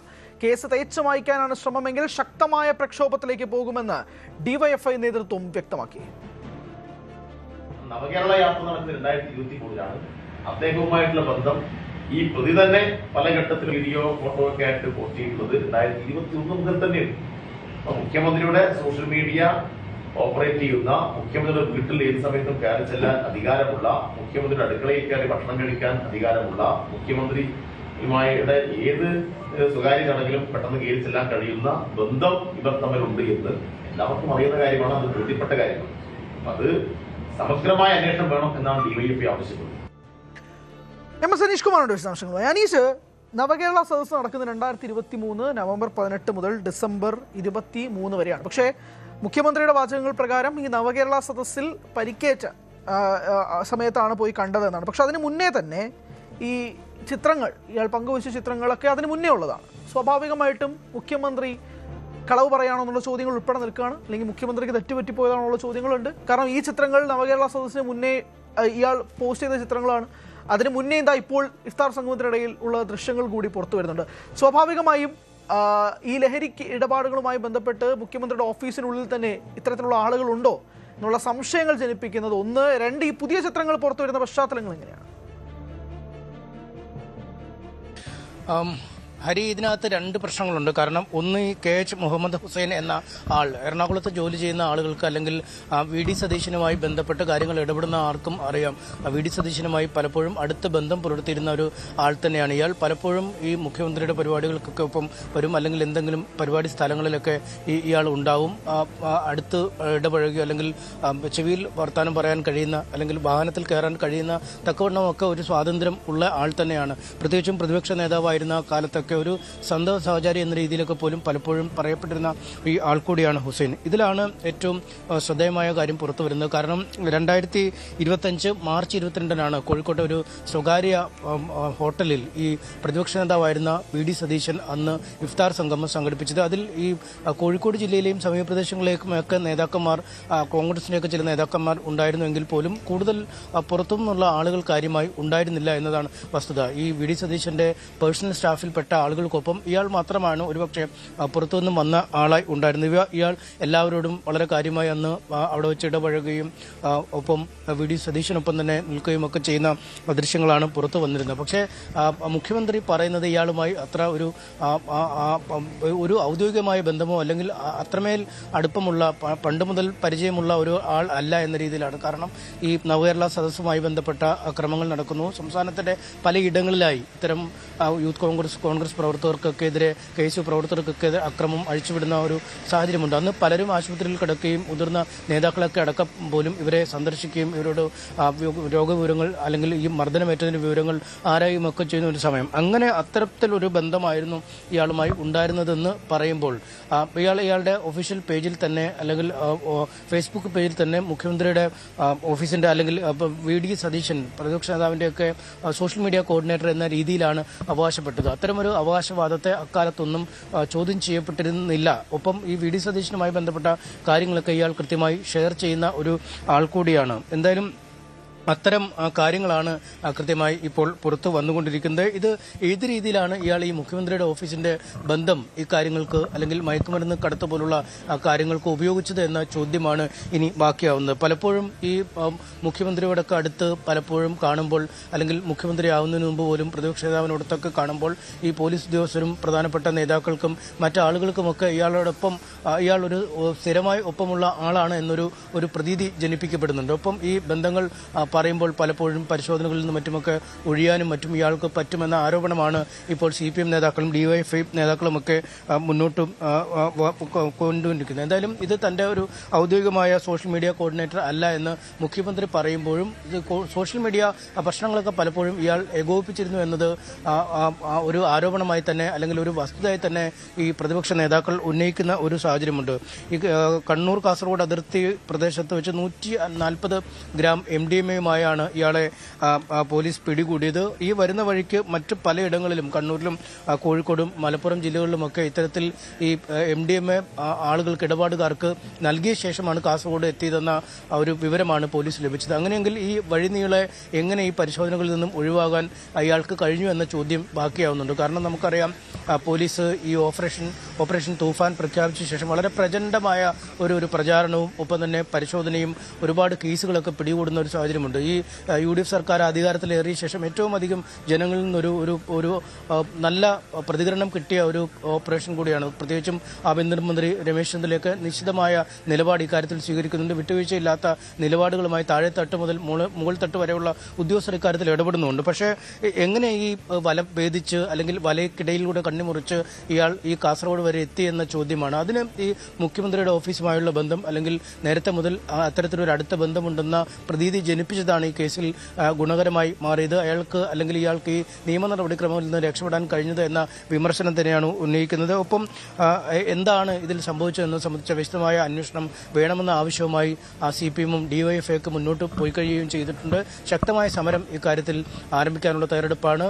നമുക്കറിയാം ഉമ്മൻചാണ്ടി മുഖ്യമന്ത്രിയായിരുന്ന കാലത്തും അദ്ദേഹത്തിനെക്കുറിച്ച് വ്യക്തിപരമായി പോലും പലർക്കും ആരോപണങ്ങൾ ഉന്നയിക്കാൻ പറ്റില്ലെങ്കിൽ പോലും അദ്ദേഹത്തിന്റെ ഓഫീസാണ് അന്ന് സംശയമുനയുടെ മുന്നിൽ നിന്ന് പ്രത്യേകിച്ചും ഈ സോളാർ കുംഭകോണവുമായി ബന്ധപ്പെട്ടൊക്കെ പലപ്പോഴും ഈ ആരോപണ വിധേയരായ ആളുകളുമായി അദ്ദേഹത്തിന്റെ സ്റ്റാഫിൽപ്പെട്ട ടെന്നി ജോപ്പനും ജിക്കുവും ഒക്കെ സംസാരിച്ചതൊക്കെയാണ് പിന്നീട് വലിയ വിവാദമായി മാറുകയും അവർക്ക് സ്ഥാനം നഷ്ടപ്പെടുകയും പിന്നീട് ഉമ്മൻചാണ്ടിയുടെ ജീവിതത്തിൽ ഒരു ആരോപണങ്ങളുടെ കരുതലിലേക്ക് ഈ സംഭവം വീഴ്ത്തുകയും ഒക്കെ ചെയ്തു. എന്തായാലും അതുപോലെ തന്നെ ഇപ്പോൾ ഈ മുഖ്യമന്ത്രിയുടെ ഓഫീസ് അല്ലെങ്കിൽ സോഷ്യൽ മീഡിയ ഒക്കെ കോർഡിനേറ്റർമാരൊക്കെ വഴിയാണ് ഇങ്ങനെ നടക്കുന്നത് കാണുമ്പോൾ ലക്ഷ്യം മുഖ്യമന്ത്രിയിലേക്ക് തന്നെ നീങ്ങുന്നു. ഒപ്പം ഈ വിഷയങ്ങൾ എത്തിയ ശേഷം അല്ലെങ്കിൽ ഈ യൂത്ത് കോൺഗ്രസ് നേതാക്കളോ ഒക്കെ ഈ ലഹരി കേസുകളിൽ ഇടപെട്ടു എന്നറിഞ്ഞ ശേഷം ഈ ഓപ്പറേഷൻ തൂഫാന്റെ ഒരു ഗതിവേഗം കുറഞ്ഞു അല്ലെങ്കിൽ അതിന്റെ ഒരു ആദ്യ ദിനങ്ങളിൽ തുടങ്ങിയ ഒരു തീവ്രത ഇല്ല എന്നടക്കമുള്ള വിമർശനങ്ങളും പ്രതിപക്ഷം ഉന്നയിക്കുന്നുണ്ട്. ഹരി, ശരി, ശക്തമായ സമരവും അല്ലെങ്കിൽ പ്രതിഷേധവുമായി DYFI-യും ഇതിനോടൊപ്പം തന്നെ രംഗത്തെത്തും എന്നാണ് മനസ്സിലാക്കുന്നത്. എന്തായാലും MS അനീഷ് കുമാറാണ് വിശദാംശങ്ങൾ നൽകിയത്. ഇടവേളയിലേക്ക് പോകുന്ന മടങ്ങിയത്.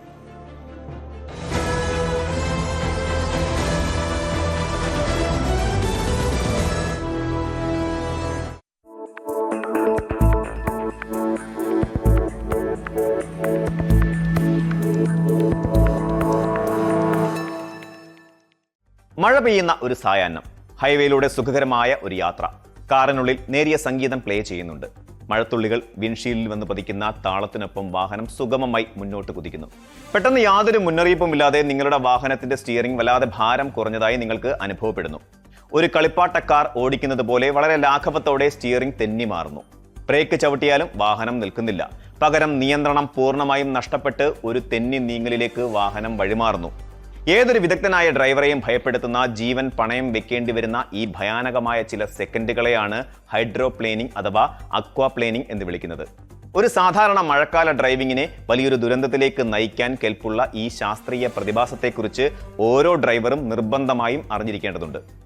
നിരത്തുകളിൽ ഒരു വാഹനം മുന്നോട്ട് കുതിക്കുന്നതും നമ്മൾ ഉദ്ദേശിക്കുന്നിടത്ത് കൃത്യമായി ബ്രേക്ക് ചെയ്ത് നിർത്താൻ കഴിയുന്നതും സ്റ്റിയറിംഗ് ഉപയോഗിച്ച് വളവുകൾ തിരിയുന്നതുമെല്ലാം വാഹനത്തിന്റെ യാന്ത്രിക സംവിധാനങ്ങളുടെയും എഞ്ചിന്റെയും മാത്രം കഴിവുകൊണ്ടല്ല. ഇതിനെല്ലാം ആധാരം ടയറും റോഡും തമ്മിലുള്ള ഘർഷണം അഥവാ ഫ്രിക്ഷനാണ്. മിനുസമുള്ള ഒരു തറയിൽ എണ്ണയൊഴിച്ചാൽ നമുക്ക് നടക്കാൻ കഴിയാത്തത് എന്തുകൊണ്ടാണെന്ന് ചിന്തിച്ചിട്ടുണ്ടോ?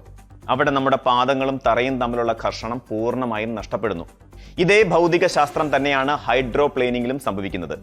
മഴയത്ത് റോഡിൽ വെള്ളം കെട്ടി നിൽക്കുമ്പോൾ വേഗത്തിൽ വരുന്ന വാഹനത്തിന്റെ ടയറിനും റോഡിനുമിടയിൽ ആ വെള്ളം ഒരു നേരിയ പാളിയായി രൂപാന്തരപ്പെടുന്നു. സാധാരണഗതിയിൽ ടയറുകളിലെ ചാലുകൾ അഥവാ ത്രെഡുകൾ ഒരു പമ്പ് പോലെ പ്രവർത്തിച്ച് ഈ വെള്ളത്തെ വെളിയിലേക്ക് തെറിപ്പിച്ച് റോഡുമായുള്ള സമ്പർക്കം നിലനിർത്തുകയാണ് ചെയ്യുന്നത്. എന്നാൽ വേഗത കൂടുമ്പോൾ ഈ പമ്പിംഗ് പ്രക്രിയ പരാജയപ്പെടുകയും കാര്യങ്ങൾ കൈവിട്ട് പോവുകയും ചെയ്യുന്നു. വാഹനത്തിന്റെ വേഗത ഒരു നിശ്ചിത പരിധി കടക്കുമ്പോൾ ടയറുകൾക്ക് പുറന്തള്ളാൻ കഴിയുന്നതിനേക്കാൾ കൂടുതൽ വെള്ളം അതിനടിയിലേക്ക് ഇരച്ചു കയറുന്നു. വെള്ളം കംപ്രസിബിൾ അല്ലാത്തത് കൊണ്ട് തന്നെ ഈ അതിമർദ്ദം കാരണം ടയറുകൾ റോഡിൽ നിന്നും അക്ഷരാർത്ഥത്തിൽ മുകളിലേക്ക് ഉയർത്തപ്പെടുന്നു. അതായത് ആയിരക്കണക്കിന് കിലോഗ്രാം ഭാരമുള്ള നിങ്ങളുടെ വാഹനം റോഡിലല്ല, പകരം ഒരു നേരിയ ജലപാളിക്ക് മുകളിലൂടെയാണ് അപ്പോൾ സഞ്ചരിക്കുന്നത്. റോഡുമായുള്ള ബന്ധം വിച്ഛേദിക്കപ്പെടുന്ന ഈ അവസ്ഥയിൽ ബ്രേക്കിങ്ങും സ്റ്റിയറിംഗും ആക്സിലേറ്ററും പൂർണ്ണമായും നിർജീവമാകുന്നു. ഡ്രൈവർക്ക് വാഹനത്തിലുള്ള നിയന്ത്രണം പൂർണ്ണമായും നഷ്ടപ്പെടുകയും വാഹനം തെന്നിമറിഞ്ഞ് വലിയ അപകടങ്ങൾക്ക് കാരണമാവുകയും ചെയ്യുന്നു. ഭൗതിക ശാസ്ത്രത്തിന്റെ ലളിതമായ ഈ നിയമം പലപ്പോഴും ഡ്രൈവർമാർ തിരിച്ചറിയുന്നത് അപകടം സംഭവിക്കുന്ന ആ നിമിഷത്തിൽ മാത്രമായിരിക്കും. ഹൈഡ്രോപ്ലെയിനിങ്ങിലേക്ക് നയിക്കുന്ന കാരണങ്ങൾ പലതാണ്. അതിലേറ്റവും പ്രധാനപ്പെട്ടത് വാഹനത്തിന്റെ അമിത വേഗത തന്നെയാണ്. മണിക്കൂറിൽ 60-70 കിലോമീറ്റർ വേഗതയിൽ പോകുന്ന ഒരു വാഹനത്തിന്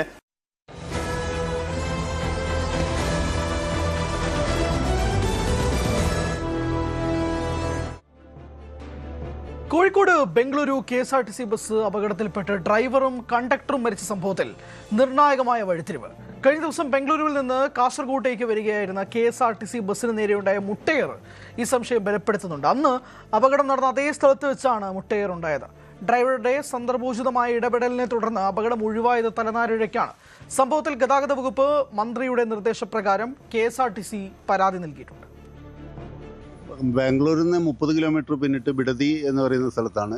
അവിടെ വെച്ച് പിന്നെ ഒരു ഫ്ലൈ ഓവറിൻ്റെ അടിയിൽ വെച്ച് ബസ് പോകുമ്പോൾ സർവീസ് റോഡ് മുകളിലും ഞങ്ങൾ താഴെയായി വരും. അവിടെ വെച്ച് ഒരു 3 പേര് നിന്ന് മുട്ടയെറിഞ്ഞു. 2 പേര് അവിടെ നിൽക്കുന്നുണ്ടായിരുന്നു. ഒരു ബൈക്കും ഉണ്ടായിരുന്നു, 2 ബൈക്കും ഉണ്ടായിരുന്നു. അവിടെ നിന്ന് മുട്ടയെറിഞ്ഞ ഉടനെ നമ്മൾ പെട്ടെന്ന് എന്താണ് ചെയ്യണമെന്നുള്ള ഒരു ഇതിൽ പിന്നെ വൈപ്പർ ഇടുന്നത് സേഫ് അല്ലാന്ന് എനിക്ക് നേരത്തെ അറിയാവുന്നതുകൊണ്ട് ഞാൻ ആ മുട്ടയുടെ ചോർന്നൊലിച്ച ഭാഗത്തിൻ്റെ ഇടയിൽ കൂടെ മാക്സിമം വട്ടത്തേക്ക് പോയി വെളിച്ചൂലെടുത്ത് പോയി ഒരു 2-3 കിലോമീറ്റർ പോയി വെളിച്ചൂലെടുത്ത് വെച്ച് ഗ്ലാസ്സൊക്കെ ക്ലീനാക്കി മേലധികാരികളെ വിവരം അറിയിച്ചു. അവിടുന്ന് പിന്നെ നമ്മൾ യാത്ര തുടർന്നു. ഈ നേരത്തെ ഒരു അപകടം നടന്നൊരു സ്ഥലമുണ്ടല്ലോ കോഴിക്കോട്, ആ സ്ഥലത്ത് തന്നെയായിരുന്നു അതേ സ്പോട്ട് തന്നെ. അത് റോഡിൻ്റെ അപ്പുറത്തായിരുന്നു. ബാംഗ്ലൂരേക്ക് പോകുന്നതായിരുന്നു, ഞാൻ ബാംഗ്ലൂരിൽ നിന്ന് വരുന്നതായിരുന്നു. 2 ഒരേ സ്പോട്ടാണ്. അതിൻ്റെ അവശിഷ്ടങ്ങളൊക്കെ അവിടെ ഉണ്ട്. ഇത് എത്ര പേരുണ്ടായിരുന്നു ഇവർ സംഘത്തിൽ? മൊത്തം 5 പേരാണ് നമ്മൾ ഒറ്റനോട്ടത്തിൽ കണ്ടത്. പിന്നെ 2 ബൈക്കും പിന്നെ പുറത്ത് 2 ആളിരിക്കുന്നു. 3 പേര് നിന്ന് മുട്ടയെറിയുന്നുണ്ടായിരുന്നു.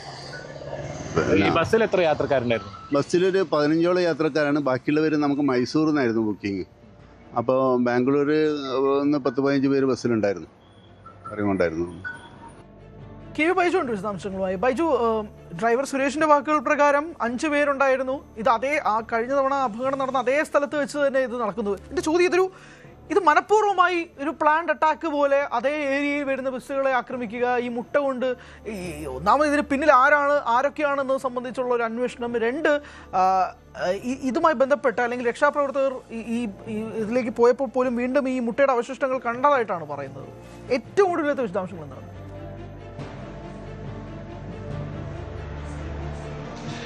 ഹരി, ഈ ബാംഗ്ലൂരു മൈസൂർ റൂട്ടിൽ ഇത് ആദ്യമായല്ല ഇത്തരത്തിൽ മുട്ടയേർ നടക്കുന്നത്. പക്ഷേ ഒരു പൊതുഗതാഗത സംവിധാനം, അതായത് ഒരു KSRTCക്ക് ഇത്തരത്തിലുള്ള സംഭവം ആദ്യമായിട്ടാണ്. കാരണം കാറുകളിൽ യാത്ര ചെയ്യുന്ന ആളുകളെ നിരവധി തവണ മുട്ടയെറിഞ്ഞും ടയർ പഞ്ചറാക്കിയും വലിയ തോതിൽ ആക്രമണത്തിന് ഇരയാക്കിയിട്ടുണ്ട്, കവർച്ചയ്ക്ക് ഇരയാക്കിയിട്ടുണ്ട്. അത്തരം സംഭവങ്ങൾ ഒരുപാട് ഇവിടെ റിപ്പോർട്ട് ചെയ്തിട്ടുണ്ട്. പക്ഷേ ഇത് വലിയ ഗൗരവമുള്ള സംഭവമായി മാറുന്നത് KSRTC ബസ്സിനെയാണ് ഇത്തരത്തിൽ മുട്ട എറിഞ്ഞ് അപകടത്തിൽപ്പെടുത്തി ഒരു പക്ഷേ ഡ്രൈവറുടെ കാഴ്ച മറിച്ച് കവർച്ച ചെയ്യുകയായിരിക്കും ഇവരുടെ ഉദ്ദേശം.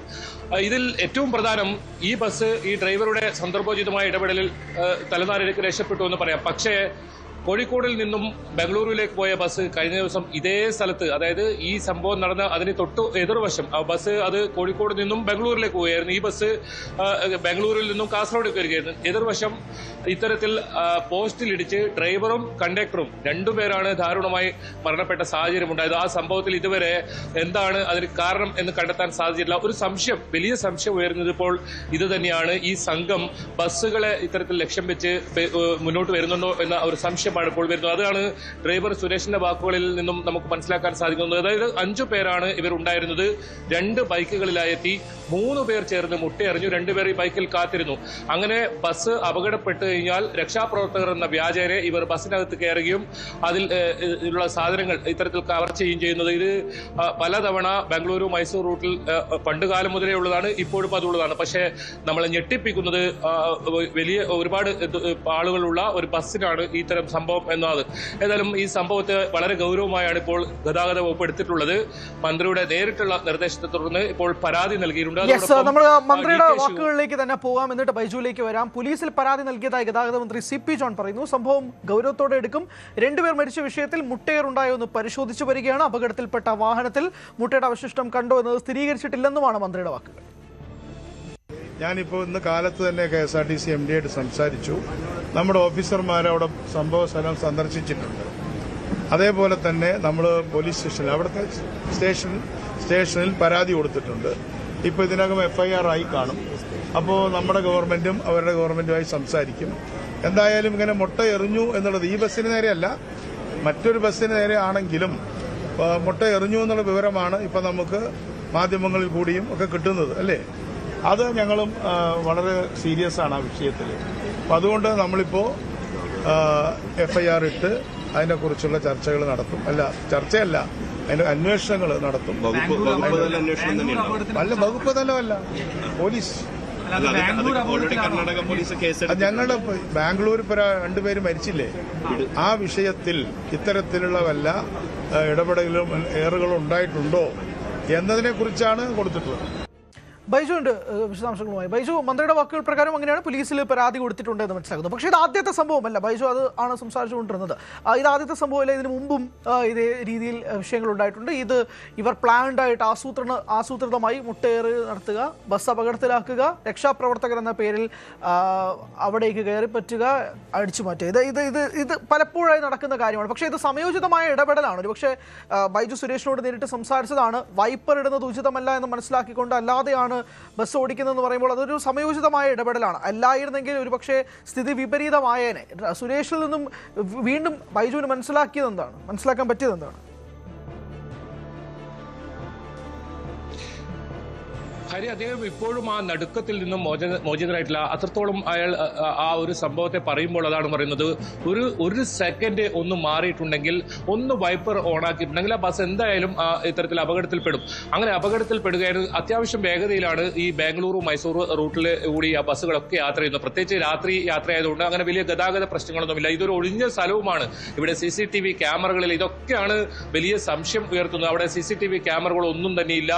നേരത്തെ ഒരു ബസ് അപകടമുണ്ടായി, 2 പേർ മരിച്ച അതേ സ്ഥലം. ഇത്തരത്തിൽ ഒരു കവർച്ച അല്ലെങ്കിൽ ഒരു അട്ടിമറി ശ്രമം അവിടെ ഉണ്ടായിട്ടുണ്ട്. അതായിരുന്നു ഇവർ ഉദ്ദേശിച്ചത്. പക്ഷേ ഡ്രൈവർ വൈപ്പർ ഓണാക്കിയില്ല. കാരണം ഇദ്ദേഹത്തിന് അറിയാം, വൈപ്പർ ഓണാക്കിയാൽ പിന്നീട് വണ്ടി ഒരു ഇഞ്ച് പോലും മുന്നോട്ട് നീങ്ങാൻ കഴിയാത്ത രീതിയിൽ കാഴ്ച മറിയും. ഇദ്ദേഹം 2-3 കിലോമീറ്റർ യാത്ര ചെയ്തതിനു ശേഷം അവിടെ ഒരു വെളിച്ചമുള്ള സ്ഥലത്തെത്തിയപ്പോൾ ഈ ഗ്ലാസ് ഒക്കെ ക്ലീൻ ചെയ്ത് പിന്നീട് യാത്ര തുടരുകയായിരുന്നു. എന്തായാലും അത് വലിയൊരു അപകടത്തിൽ നിന്നും ഈ തലനാരിലേക്ക് രക്ഷപ്പെട്ടു എന്ന് തന്നെ പറയേണ്ടി വരും. 16ഓളം പാസഞ്ചേഴ്സ് ഉണ്ടായിരുന്നു ആ വാഹനത്തിൽ. നേരത്തെ ഉണ്ടായിരുന്ന വാഹനത്തിൽ 30ഓളം പേരായിരുന്നു, നിറയെ യാത്രക്കാരായിരുന്നു. അങ്ങനെ പല ആവശ്യങ്ങൾക്ക് ഒരുപക്ഷെ പണവും അതുപോലെ സ്ത്രീകൾ ഉൾപ്പെടെ സ്വർണ്ണങ്ങളൊക്കെ ധരിച്ചു പോകുന്ന ഒരു യാത്രയാണ് ഈ ബാംഗ്ലൂരേക്ക് പ്രധാനമായും. അങ്ങനെ വാഹനങ്ങളെ, ബസ്സുകളെ കേന്ദ്രീകരിച്ച് ഇത്തരത്തിലുള്ള സംഘം നീങ്ങുകയാണെങ്കിൽ അത് വളരെ ഗുരുതരമാണ്, വലിയ ആശങ്കയുണ്ടാക്കുന്നത്. പ്രത്യേകിച്ച് ഓണാവധിക്കൊക്കെ ഇനി കൂടുതൽ ആളുകൾ, ഏറ്റവും കൂടുതൽ മലയാളികൾ ഉള്ളത് ബാംഗ്ലൂരുവിലൊക്കെയാണ്. ഒരുപാട് ആളുകൾ ഇനി നാട്ടിലേക്ക് വരാനുണ്ട്. അങ്ങനെ അധികം പേരും ട്രെയിൻ അങ്ങനെ ടിക്കറ്റ് കിട്ടുന്നത് വളരെ ബുദ്ധിമുട്ടാണ്. അതുകൊണ്ട് തന്നെ ബസ്സുകളിലാണ് ഇവരൊക്കെ യാത്ര ചെയ്യാറുള്ളത്. അത് പല ജില്ലകളിലേക്കും, അത് കാസർഗോഡ് മാത്രമല്ല, കണ്ണൂരായാലും കോഴിക്കോടായാലും കൊച്ചിയിലേക്കായാലും ബാംഗ്ലൂരിൽ നിന്നും ബസ്സുകൾ രാത്രി ഒരുപാട് ബസ്സുകൾ യാത്ര ചെയ്യുന്നുണ്ട്. ഈ KSRTC ഉണ്ട്, അതോടൊപ്പം പ്രൈവറ്റ് ബസ്സുകളുമുണ്ട്. ഇതെല്ലാവർക്കും ഒരു ആശങ്ക ഉണ്ടാക്കുന്ന കാര്യം തന്നെയാണ്. കാരണം പലയിടങ്ങളിലും ഒഴിഞ്ഞ സ്ഥലങ്ങൾ ഈ ഒരു എക്സ്പ്രസ് ഹൈവേയിലുണ്ട്. നമ്മളൊക്കെ അധികം സഞ്ചരിക്കുന്ന ഒരു വഴിയാണിത്. ആ സമയത്തൊക്കെ പല തരത്തിലുള്ള ഇത്തരം സംഭവങ്ങൾ നമ്മൾ കാണാനിടയായി. ഇടയായിട്ടുണ്ട്. നിരവധി ആളുകളുടെ പരാതിയുണ്ട്. ചില ലോക്കൽ പോലീസുകാരുടെ ഒക്കെ സഹായത്തോടെ ഇത്തരം സംഘങ്ങൾ പ്രവർത്തിക്കുന്നുണ്ടെന്ന ആക്ഷേപം ഒക്കെ വരുന്നുണ്ട്. മാത്രമല്ല ഈ എക്സ്പ്രസ് ഹൈവേയുടെ ഒരു പ്രത്യേകത 25-30 കിലോമീറ്ററിലൊക്കെയാണ് ഈ എക്സിറ്റ് ഉള്ളത്, അല്ലെങ്കിൽ അതിനകത്ത് കയറാൻ പറ്റുന്നത്. അതുകൊണ്ട് ആ ഭാഗങ്ങളിൽ നിന്നും പോലീസ് പരിശോധന ഒരു തരത്തിലും ഉണ്ടാകാറില്ല. വാഹനങ്ങളും വലിയ തോതിലുള്ള ഒരു വാഹനങ്ങളൊന്നും രാത്രി ആയാലും ഉണ്ടാവില്ല. പക്ഷേ ഇതിലൊരു വളരെ പ്രധാനപ്പെട്ട കാര്യം, ഇത് 9:15-10 മണിക്ക് ഉള്ളിലാണ് ഇങ്ങനെ ഒരു സംഭവം നടന്നതാണ് എന്നതാണ് ഞെട്ടിപ്പിക്കുന്നത്. സാധാരണ 12 മണിക്ക് ശേഷം അല്ലെങ്കിൽ പുലർച്ചെ ഒരു 4 മണിക്ക് മുൻപ് ഇങ്ങനെ വാഹനങ്ങളിൽ ഇത്തരത്തിലുള്ള അക്രമ സംഭവങ്ങളൊക്കെ ഉണ്ടാകാറുണ്ട്. ലോറി ഇടിപ്പിച്ച് കാറിനെ ഇടിപ്പിച്ച് ഇത്തരത്തിൽ ഒരു കവർച്ച നടന്ന സംഭവം ഉണ്ടായിരുന്നു. അതിൽ 5 പേരായിരുന്നു ആ സമയത്ത് മരണപ്പെട്ടത്. കോഴിക്കോട് നിന്നുള്ള മറ്റൊരു ബസ്സിനെ ഇത്തരത്തിൽ കവർച്ചയ്ക്ക് ഇരയാക്കുന്ന സാഹചര്യം ഒക്കെ ഉണ്ടായിരുന്നു. പക്ഷേ ഇത് ബസ്സിന് നേരിട്ട് ഇങ്ങനെ 5 പേരൊക്കെ ഇരുചക്ര വാഹനത്തിലെത്തി മുട്ടയെറിയുകയും ആ ബസ്സിനെ അപായപ്പെടുത്താൻ ശ്രമിക്കുന്നു വളരെ ഗുരുതരമായ കാര്യമാണ്. ഏതായാലും അത് മന്ത്രിയുടെ വാക്കുകളിൽ നിന്ന് അത് വ്യക്തമാണ്. ഈ കാര്യം വളരെ ഗൗരവത്തോടുകൂടി എടുത്തിട്ടുണ്ട്. നേരത്തെ കോഴിക്കോട് നിന്നും പോയ ആ ബസ്, അതിലെ അപകടം, ആ അപകടത്തിൽ 2 പേർ മരിക്കാനിടയായ സാഹചര്യം, അത് വിശദമായി അന്വേഷിക്കുന്ന ആവശ്യപ്പെട്ടൊരു പരാതി നൽകിയിട്ടുണ്ട്. അതോടൊപ്പം ഇപ്പോൾ ഈ മുട്ടേറ് നടന്ന സംഭവവുമായി ബന്ധപ്പെട്ടും KSRTC പരാതി നൽകിയിട്ടുണ്ട്. ഏതായാലും ഇത് കർണാടക പോലീസ് ഗൗരവത്തിലെടുക്കുമെന്ന് തന്നെയാണ് പ്രതീക്ഷിക്കുന്നത്. കാരണം ഒരുപാട് മലയാളികളെ ബാധിക്കുന്ന, മലയാളികളെ ആശങ്കയിലുണ്ടാക്കുന്ന ഒരു കാര്യമാണിത്. മാത്രമല്ല രാത്രി യാത്ര വളരെ ജാഗ്രത വേണമെന്നൊരു സന്ദേശം കൂടി ഇതിലുണ്ട്.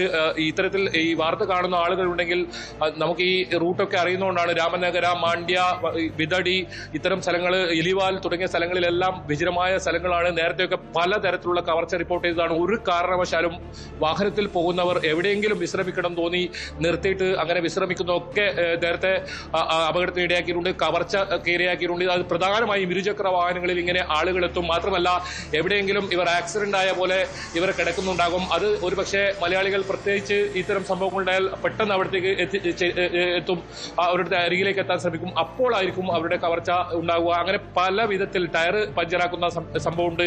ഒരു കാരണവശാലും ഈ രാത്രി യാത്ര ഈ ബാംഗ്ലൂരു മൈസൂർ റൂട്ടിൽ പണ്ട് വർഷങ്ങളായിട്ടുള്ളതാണ്. അത് ഇപ്പോഴും അത്തരത്തിലുള്ള ഒരു ഭീതി അവിടെ തുടരുന്നുണ്ട് എന്നതാണ് ഈ ഒരു സംഭവം വിരൽ ചൂണ്ടുന്നത്. അതുകൊണ്ട് തന്നെ ഇനി ഓണാവധിക്കൊക്കെ ഒരുപാട് ആളുകൾ ഇങ്ങോട്ട് വരാനുണ്ട്.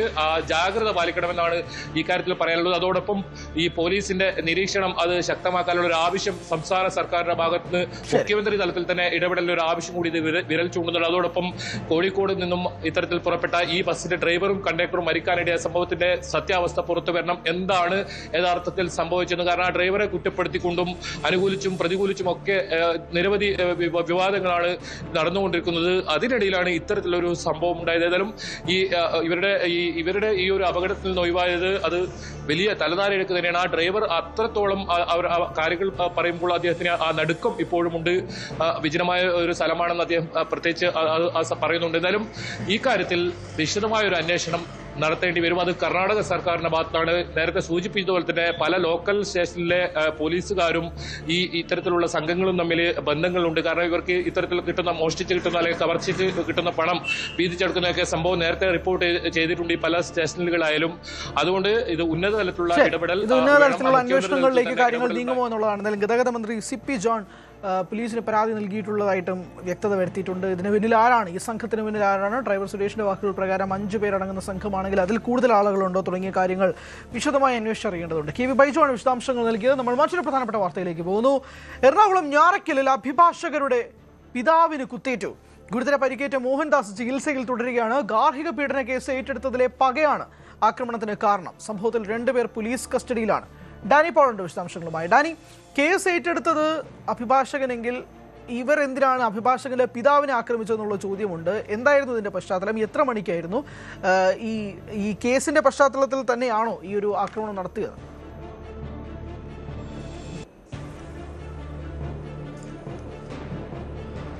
ഹരി, ഈ കേസുമായി ബന്ധപ്പെട്ടുകൊണ്ട്, അതായത് ഇങ്ങനെ ഒരു കുടുംബപരമായ തർക്കം, ഗാർഹികപരമായ ഒരു കേസായിരുന്നു അത്.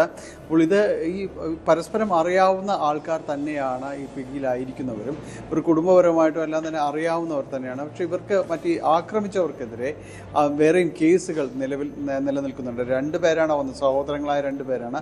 ഇവർ 2 പേർക്കെതിരെ ഞാറയ്ക്കൽ പോലീസിലും ക്രിമിനൽ പശ്ചാത്തലമുള്ള 2 പേരാണെന്ന് പറയുന്നു. 2 പേർക്കെതിരെയും കേസുകൾ നിലനിൽക്കുന്നുണ്ട്. അപ്പോൾ ഇവരിൽ ഒരാളുടെ ഭാര്യ, അതാണ് കേസിൻ്റെ കാര്യങ്ങൾക്ക് വേണ്ടി ഈ അഭിഭാഷകരെ സമീപിക്കുന്നത്. ഈ അഭിഭാഷകർ ഈ കേസ് ഏറ്റെടുക്കുന്നു. അതിൻ്റെ ഒരു വൈരാഗ്യം എന്ന രീതിയിലാണ് അവരിവിടേക്ക് എത്തുന്നത്. അഡ്വക്കേറ്റ് ഡോൾഗോവ്, അതോടൊപ്പം തന്നെ അദ്ദേഹത്തിൻ്റെ ഭാര്യ, അദ്ദേഹത്തിൻ്റെ സഹോദരി, ഇവർ 3 പേരും അഭിഭാഷകരാണ്. വൈപ്പിൻ മുരുക്കുംപാടത്താണ് ഉള്ളത്. അപ്പോൾ ഇവർ ഈ കേസ് ഏറ്റെടുത്തതിലും അത് നടത്തിക്കൊണ്ടു പോകുന്നതിനുമുള്ള വൈരാഗ്യമാണ് ഇവരുടെ കുടുംബത്തിലേക്ക് കത്തിയുമായി വന്ന് അത് ഉണ്ടായിരുന്ന ഇവരുടെ പിതാവ് മോഹൻദാസ്, 80 വയസ്സോളം പ്രായമുള്ള മോഹൻദാസിന് നേർക്ക് തീർക്കുകയും ചെയ്തത്. കഴുത്തിലും നെഞ്ചിലും വയറ്റത്തുമാണ് ആഴത്തിലുള്ള കുത്തുകളേറ്റത്. പാൻക്രാസിനടക്കം മാരകമായിട്ട് പരിക്കേൽക്കുകയും ചെയ്തിട്ടുണ്ട്. ഒരു കിഡ്നി കുത്തേറ്റ ഗുരുതരാവസ്ഥയിലായതാണ് സാഹചര്യം. ഇവിടെ ഒരു സ്വകാര്യ ആശുപത്രിയിൽ അതിതീവ്ര വിഭാഗത്തിൽ ചികിത്സയിലാണ് അദ്ദേഹം ഇപ്പോൾ കഴിയുന്നത്. നേരത്തെ ഹരി ചോദിച്ചതുപോലെ ഇങ്ങനെ ഒരു വക്കാലത്തെടുക്കുക, അത് ഈ രീതിയിലേക്ക് അവരുടെ കുടുംബത്തെ ചെന്ന് വെല്ലുവിളിക്കുക, കൊലവിളി നടത്തുന്ന രീതിയിലേക്കെല്ലാം തന്നെ കാര്യങ്ങൾ മാറുന്ന ഒരവസ്ഥയിലേക്ക് പോകുന്നു. അതിൽ ഈ 2 പേർക്കെതിരെയും നേരത്തെയും ക്രിമിനൽ കേസുകൾ നിലവിലുണ്ടെന്ന് അവരുടെ സാഹചര്യങ്ങൾ ക്രിമിനൽ പശ്ചാത്തലമുള്ള സാഹചര്യങ്ങളാണ്. അപ്പോൾ ഈ വ്യക്തികളായതുകൊണ്ട് തന്നെയാണ് ഈ അഭിഭാഷക കുടുംബത്തിന് നേരെ ഇങ്ങനെ ഒരു ആക്രമണം നടത്തുന്നത്. ഇന്നലെ വൈകുന്നേരത്തോടുകൂടിയായിരുന്നു ഈ സംഭവം ഉണ്ടാകുന്നത്. മോഹൻദാസിൻ്റെ ഭാര്യ, വയോധികയായ അവർ ഇവിടേക്ക് എത്തുന്നു. അവർക്ക് നമ്മൾ ഇന്ന് രാവിലെ ദൃശ്യങ്ങൾ ചിത്രീകരിക്കുമ്പോഴും അവരെ ആ ഒരു പേടി അവരുടെ കൺമുന്നിൽ വെച്ചാണ് ഇത് സംഭവിക്കുന്നത്. ഇതൊരു ഭയം അപ്പോഴും അവരെ വിട്ട് മാറിയിട്ടില്ല. കാരണം സ്വന്തം കൺമുന്നിൽ വെച്ചാണ് ഭർത്താവിന് ഇത്ര കണ്ട് മാരകമായി കുത്തി മുറിവേൽപ്പിക്കുന്നത്. ഇപ്പോഴും അവരുടെ ആ വീട്ടുമുറ്റത്ത് ചോരപ്പാടുകളെല്ലാം തന്നെ അവശേഷിക്കുകയെല്ലാം തന്നെ ചെയ്യുന്നു. പോലീസ് അന്വേഷണവുമായിട്ട് ഉടൻ തന്നെ ഇവരെ കസ്റ്റഡിയിലെടുക്കുന്നതിനും പിന്നീട് അറസ്റ്റ് രേഖപ്പെടുത്തുന്നതിനും എല്ലാം തന്നെ കഴിഞ്ഞു. പക്ഷേ നിലനിൽക്കുന്ന ചോദ്യം, ഈ രീതിയിൽ പെരുമാറുന്ന ക്രിമിനലുകളായി ഒരു കൂട്ടം മാറുമ്പോൾ അവരെ കൃത്യമായി തടയിടേണ്ടതുണ്ട്. അഭിഭാഷകർ അവരുടെ ജോലിയാണ് ചെയ്തത്. ഇതുപോലെ വക്കാലത്തെടുക്കുക എന്ന് പറയുന്നത് തന്നെയാണ്. അവരെ ഭീഷണിപ്പെടുത്തിക്കൊണ്ട് അത് ചെയ്യരുത് എന്നതാണ് ഇവർ ആവശ്യപ്പെട്ടിരുന്നത്. പക്ഷേ അവർ സ്വാഭാവികമായി ഇത്തരം കാര്യങ്ങളിൽ അവരുടെ ജോലി സംബന്ധമായ തീരുമാനമാണ്. ഭീഷണിക്ക് വഴങ്ങാതെ തന്നെ അവർ കേസ് ഏറ്റെടുക്കുകയും എല്ലാം തന്നെ ചെയ്തു. അതിൻ്റെ പ്രതികാരമാണ് ഇങ്ങനെ തീർക്കുന്നത്. അവരുടെ വയോധികരായ മാതാപിതാക്കൾക്ക് നേരെ തന്നെ തീർക്കുന്നു. ഒരു വേള മോഹൻദാസിൻ്റെ ഭാര്യയ്ക്ക് അവർക്ക് പോലും കുത്തേൽക്കേണ്ട ഒരു സാഹചര്യത്തിലേക്കായിരുന്നു ഉണ്ടായിരുന്നത്. ഭാഗ്യവശാൽ അതുണ്ടായില്ല. പക്ഷെ മോഹൻദാസിന് മാരകമായ രീതിയിൽ തന്നെയാണ് പരിക്കേറ്റത്. അദ്ദേഹം ഇപ്പോഴും ആശുപത്രിയിൽ തീവ്രപരിചരണ വിഭാഗത്തിൽ ചികിത്സയിലാണ്. ഏതായാലും ഇതിനെതിരെ അഭിഭാഷകരിൽ നിന്ന് ശക്തമായ രീതിയിലേക്ക് ഒരു പ്രതിഷേധവും എല്ലാം തന്നെ ഉയരുന്നുണ്ട്. കാരണം ഇത്തരം സാഹചര്യങ്ങൾ പോലീസ് കൃത്യമായി ഇടപെട്ടുകൊണ്ട് അമർച്ച ചെയ്യണം എന്നത് അടക്കമുള്ള ആവശ്യങ്ങൾ അവരുടെ ഭാഗത്തുനിന്ന് ഉയരുന്നുണ്ട്. വരും ദിവസങ്ങളിൽ ഒരുപക്ഷെ ഒരു പ്രതിഷേധവും കാര്യങ്ങളിലായിട്ടെല്ലാം തന്നെ നീങ്ങിയേക്കാം. ഏതായാലും പ്രതികളെ അറസ്റ്റ് ചെയ്തിട്ടുണ്ട് എന്നത് ആശ്വാസകരം തന്നെയാണ്. വളരെ പെട്ടെന്ന് തന്നെ അത്തരം കാര്യങ്ങളിലേക്കെല്ലാം നീങ്ങാൻ പോലീസിന് കഴിയുകയും ചെയ്യും. കേസ് ഏറ്റെടുത്തതിന്റെ പശ്ചാത്തലത്തിലാണ് ഇപ്പോൾ ഈ സംഭവം. 2 പേരെ പോലീസ് കസ്റ്റഡിയിൽ എടുത്തിരിക്കുന്നു. ഈ അഭിഭാഷകരുടെ മാതാപിതാക്കൾക്ക് നേരെയാണ് ഈ ആക്രമണം ഉണ്ടായതെന്നുള്ളത് വേദനാജനകമായ കാര്യമാണ്. അദ്ദേഹം ഇപ്പോഴും തീവ്രപരിചരണ വിഭാഗത്തിൽ ചികിത്സയിൽ കഴിയുകയാണെന്ന് മനസ്സിലാക്കുന്നു. അഭിഭാഷകരുടെ ഭാഗത്തു നിന്നും സ്വാഭാവികമായും ഒരു പ്രതിഷേധത്തിലേക്ക് നീങ്ങുമെന്നാണ് മനസ്സിലാകുന്നത്. ഉടനടി തന്നെ കസ്റ്റഡിയിലെടുക്കാൻ സാധിച്ചു. പക്ഷേ ഒരു കേസ് ഏറ്റെടുത്തതിൻ്റെ പശ്ചാത്തലത്തിലാണ് ഈ കൊലവിളി നടന്നത് എന്നത് പറയാതിരിക്കാൻ കഴിയില്ല. ഡാനി പോളാണ് വിശദാംശങ്ങൾ നൽകിയത്. ക്രിമിനൽ കേസ് പ്രതിയായ അർജുൻ ആയങ്കിയെ കസ്റ്റഡിയിലെടുത്ത് Ernakulam Kuttampuzha police. Production warrant Thalassery sub ജയിലിൽ ഹാജരാക്കി. കോതമംഗലം CI ഭീഷണിപ്പെടുത്തിയ കേസിലടക്കം കൂടുതൽ അന്വേഷണത്തിനായി അർജുനെ എറണാകുളത്തേക്ക് കൊണ്ടുപോയി. ആഭ്യന്തരമന്ത്രി രമേശ് ചെന്നിത്തലയും പോലീസിനെയും വെല്ലുവിളിച്ച കേസിൽ അർജുൻ ആയങ്കിയെ നേരത്തെ കോടതി വീണ്ടും റിമാൻഡ് ചെയ്തിരുന്നു. തെളിവെടുപ്പിൽ അർജുൻ ഉപയോഗിച്ച മൊബൈൽ ഫോൺ കണ്ടെത്താനായിട്ടുണ്ട്. ബൈജു, ഇന്നെന്താണ് സംഭവിച്ചത്?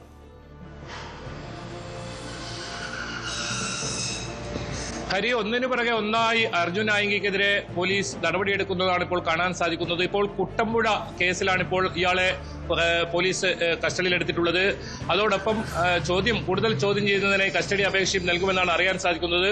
കൊച്ചിയിൽ 3 പോലീസ് സ്റ്റേഷനുകളിലായി ഇപ്പോൾ കേസുണ്ട്. ഊന്നുകൽ, കുട്ടമ്പുഴ, അതോടൊപ്പം കോതമംഗലം, ഈ 3 പോലീസിലായി ഇപ്പോൾ കേസുണ്ട്. ഇതിലെല്ലാം കസ്റ്റഡിയിൽ വാങ്ങുമെന്നാണ് പറയുന്നത്. ഇത് പ്രധാനമായും അർജുൻ ആയങ്കിക്കെതിരെ സ്ഥിരമായ കുറ്റകൃത്യത്തിൽ ഏർപ്പെടുത്തുകൊണ്ട് തന്നെ കാപ്പ ചുമത്താനുള്ള നീക്കം ആരംഭിച്ചിട്ടുണ്ട്. ഇതിന് മുന്നോടിയായുള്ള ഇയാളുടെ ഈ ഹിസ്റ്ററി, അതായത് ഈ ക്രിമിനൽ പശ്ചാത്തലമുള്ള ഹിസ്റ്ററി, അതിന്റെ ഫയൽ ഫയൽ നിലവിൽ പോലീസ് എടുത്തു കഴിഞ്ഞു. ഇനിയിപ്പോൾ അത് കലക്ടർക്ക് കൈമാറും. കലക്ടറാണ് കാപ്പ ചുമത്തുന്നത് സംബന്ധിച്ച തീരുമാനമെടുക്കേണ്ടത്. അതുവരെ പരമാവധി ജാമ്യം ലഭിക്കാതെ ഇയാളെ ജയിലിൽ തന്നെ ഇടുക. ഇപ്പോൾ കണ്ണൂർ ഈ കേസുമായി ബന്ധപ്പെട്ട എല്ലാ നടപടികളും പൂർത്തിയാക്കി 3 ദിവസത്തെ കസ്റ്റഡിയായിരുന്നു പോലീസിന് ലഭിച്ചത്. ആ 3 ദിവസത്തിനുള്ളിൽ തന്നെ ഏറ്റവും പ്രധാനം ഈ കേസിൽ നിർണായകമായ ഫോൺ കണ്ടെത്താൻ സാധിച്ചു. അതായത് ആഭ്യന്തര വകുപ്പ് മന്ത്രി രമേശ് ചെന്നിത്തലയ്ക്കെതിരെ പോസ്റ്റ് ഇട്ട ആ ഫോൺ കണ്ടെത്താൻ സാധിച്ചു. ഈ ഏറ്റവും ഒടുവിൽ ഞായറാഴ്ച ഇയാൾ പിടിയിലായ അഭിഭാഷകയുടെ വീടിന് സമീപത്തു നിന്ന് അവിടെയുള്ള ഒരു ഷൂ റാക്കിൽ നിന്നാണ് ഈ മൊബൈൽ ഫോൺ ലഭിച്ചത്. അതോടൊപ്പം ഇയാളുടെ വീട്ടിൽ നടത്തിയ പരിശോധനയിൽ ലാപ്ടോപ്പും പെൻഡ്രൈവും കണ്ടെത്തിയിട്ടുണ്ട്. ഇതെല്ലാം ശാസ്ത്രീയമായ ഫോറൻസിക് പരിശോധന നടത്തി ശാസ്ത്രീയമായ തെളിവുകൾ ശേഖരിക്കുമെന്നാണ് പോലീസ് അറിയിച്ചിട്ടുള്ളത്. ഏതായാലും കണ്ണൂരിലെ കേസിൽ സൈബർ പോലീസ് രജിസ്റ്റർ ചെയ്ത കേസിൽ എല്ലാ നടപടികളും പൂർത്തിയായി ഇയാൾ ഇപ്പോൾ എറണാകുളത്തേക്ക് കൊണ്ടുപോയിട്ടുണ്ട്. ഇനി എറണാകുളത്തെ കേസുമായി ബന്ധപ്പെട്ട കസ്റ്റഡിയിൽ വാങ്ങും, അന്വേഷണം ഉണ്ടാകും. ആരൊക്കെയാണ് ഇയാൾക്ക് സഹായം ചെയ്തത്, പണം നൽകുന്നത്, ഒളിവിൽ കഴിയാൻ ഈ മറ്റ് യാത്ര ചെയ്യാനുമൊക്കെ സഹായിച്ചത് ആര്, അത്തരം കാര്യങ്ങളിലൊക്കെ അന്വേഷണം ഉണ്ടാവും.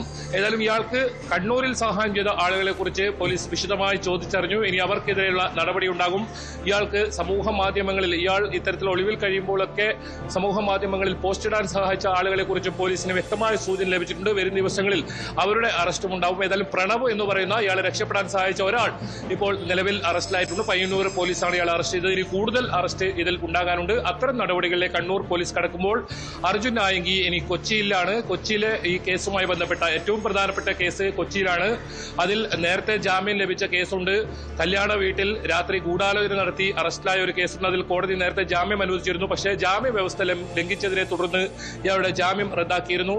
അതോടൊപ്പം ഊന്നുകൽ CIയെ ഭീഷണിപ്പെടുത്തിയത്, ഇയാളുടെ ഭാര്യയ്ക്ക് അശ്ലീല സന്ദേശം അയച്ച കേസ്, അങ്ങനെ നിരവധി കേസുകളുണ്ട്.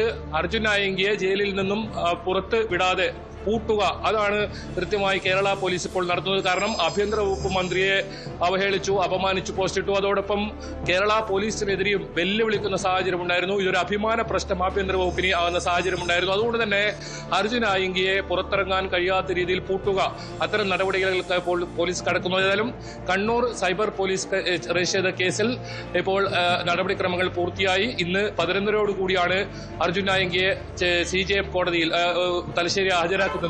പിന്നീട് ഈ പ്രൊഡക്ഷൻ വാറണ്ട്, നേരത്തെ കൂട്ടമ്പുഴ പോലീസ് കൊണ്ടുവന്ന പ്രൊഡക്ഷൻ വാറണ്ട് തലശ്ശേരി സബ് ജയിലിൽ എത്തിക്കുകയും അവിടെ നിന്നിപ്പോൾ അർജുൻ നായങ്കിയെ വിട്ടുകൊടുക്കുകയും നേരെ കൊച്ചിയിലേക്ക് കൊണ്ടുപോവുകയും ചെയ്തു. ഇനി കോതമംഗലം കേസിൽ കസ്റ്റഡിയിൽ വാങ്ങുമെന്നാണ് നമുക്ക് അറിയാൻ സാധിക്കുന്നത്. അതോടൊപ്പം തന്നെ ഊന്നുകൽ കേസിലും ഇയാളെ കസ്റ്റഡിയിൽ വാങ്ങും. പരമാവധി കാപ്പ ചുമത്തുന്നതുവരെ പോലീസ് കസ്റ്റഡിയിൽ വാങ്ങിയും ഇത്തരത്തിൽ ഈ ഒരു നടപടിക്രമങ്ങൾ മുന്നോട്ട് കൊണ്ടുപോവുക എന്നതാണ് പോലീസ് ഉദ്ദേശിക്കുന്നത്. അതോടൊപ്പം ഇയാൾക്ക് സഹായം ചെയ്യുന്ന കേരളത്തിനകത്തും പുറത്തുമുള്ള ആളുകളെ കുറിച്ച് വ്യക്തമായി അന്വേഷിച്ചറിയുക, ചോദ്യം ചെയ്യുക, വിശദമായി ചോദ്യം ചെയ്യുക, അത്തരം നടപടികളിലേക്ക് കേസുകൾ വരിവരിയായി അർജുൻ നായങ്കിക്കെതിരെ സംഭവിച്ചുകൊണ്ടിരിക്കുന്നു. കാപ്പ ഉൾപ്പെടെ ചുമത്തുമോ എന്നുള്ളത് അറിയേണ്ട കാര്യമാണ്. അതോടൊപ്പം തന്നെ അർജുൻ നായങ്കിയെ സഹായിച്ച വ്യക്തികളിലേക്ക് അന്വേഷണം നീങ്ങുന്നു. അവരാരൊക്കെയാണെന്ന് പോലീസ് കണ്ടെത്തുകയും അവരെ അറസ്റ്റ് ചെയ്യുന്ന സാഹചര്യത്തിൽ ഉൾപ്പെടെ അർജുൻ നായങ്കിയെ പുറം ലോകം കാണിക്കാത്ത രീതിയിലുള്ള പൂട്ടാണ് കേരള പോലീസ് ഉന്നം വെക്കുന്നതെന്നും വ്യക്തമാവുന്ന രീതിയിലേക്കാണ് സാഹചര്യങ്ങൾ മാറുന്നത്. KV ബൈജുവാണ് വിശദാംശങ്ങൾ നൽകിയത്. പാലക്കാട് പട്ടാമ്പി കൊപ്പത്ത് വ്യാപാര സ്ഥാപനത്തിൽ നിന്നും ലക്ഷങ്ങൾ കവർന്ന് മുങ്ങിയ ജീവനക്കാരൻ പിടിയിൽ. കോട്ടയം സ്വദേശി രാജേഷ് കുമാറിനെയാണ് കൊപ്പം പോലീസ് അറസ്റ്റ് ചെയ്തത്. കൊപ്പത്തെ ബജറ്റ് സൂപ്പർ മാർക്കറ്റിൽ സൂപ്പർവൈസറായി ജോലി ചെയ്ത് വരികയായിരുന്നു ഇയാൾ. ഇക്കഴിഞ്ഞ മാർച്ചിലാണ് സ്ഥാപനത്തിലെ മേശയിൽ സൂക്ഷിച്ചിരുന്ന പണം മോഷ്ടിച്ച് ഇയാൾ നാടുവിട്ടത്. വിവിധ ജില്ലകളിൽ രാജേഷിനെതിരെ നിരവധി കേസുകളുണ്ടെന്ന് പോലീസ് അറിയിച്ചു. വിഷ്ണു ഉണ്ട് വിശദാംശങ്ങളുമായി. വിഷ്ണു, ഇപ്പോൾ ഇയാൾ പിടിയിലാകുമ്പോൾ എങ്ങനെയായിരുന്നു പോലീസിന്റെ വലവിരിക്കൽ നടന്നത്? ഹരി, ഇക്കഴിഞ്ഞ മാർച്ചിലാണ് ഈ കൊപ്പത്ത് വ്യാപാര സ്ഥാപനത്തിൽ ബജറ്റ് സൂപ്പർ മാർക്കറ്റ് എന്ന സ്ഥാപനത്തിൽ കവർച്ച നടക്കുന്നത്. അത് പെട്ടെന്നുള്ള ഒരു കവർച്ചയല്ല. കുറച്ചു കാലങ്ങളായി ഇദ്ദേഹം, ഈ രാജേഷ് എന്ന് പറയുന്ന ആള് കോട്ടയം സ്വദേശിയാണ്, ഈ പ്രതി ഇവിടെ സൂപ്പർവൈസറായി ജോലി ചെയ്യുന്നുണ്ട്. അപ്പോൾ കുറച്ച് കാലങ്ങളായി സ്വരൂപിച്ച കവർന്ന പണമാണ് ഈ 2,24,325 രൂപ. അത് കവർന്ന് പ്രതി മുങ്ങുകയായിരുന്നു. ഇതിൽ സംശയം തോന്നി നടത്തിയ അന്വേഷണത്തിൽ പണം നഷ്ടമായി എന്ന് സ്ഥിരീകരിച്ച സ്ഥാപന ഉടമകൾ പോലീസിൽ പരാതി നൽകി. പോലീസ് അന്വേഷണം നടത്തുന്നതിനിടെ മാസങ്ങളായി, മാർച്ചിലുണ്ടായ സംഭവമാണ്, മാസങ്ങളായി അന്വേഷണം നടത്തി വരികയാണ്. ഇതിനിടയിൽ മറ്റൊരു കേസിൽ തിരുവനന്തപുരത്ത് ഈ രാജേഷ് കുമാർ പിടിയിലായി, പോലീസിന്റെ പിടിയിലായി.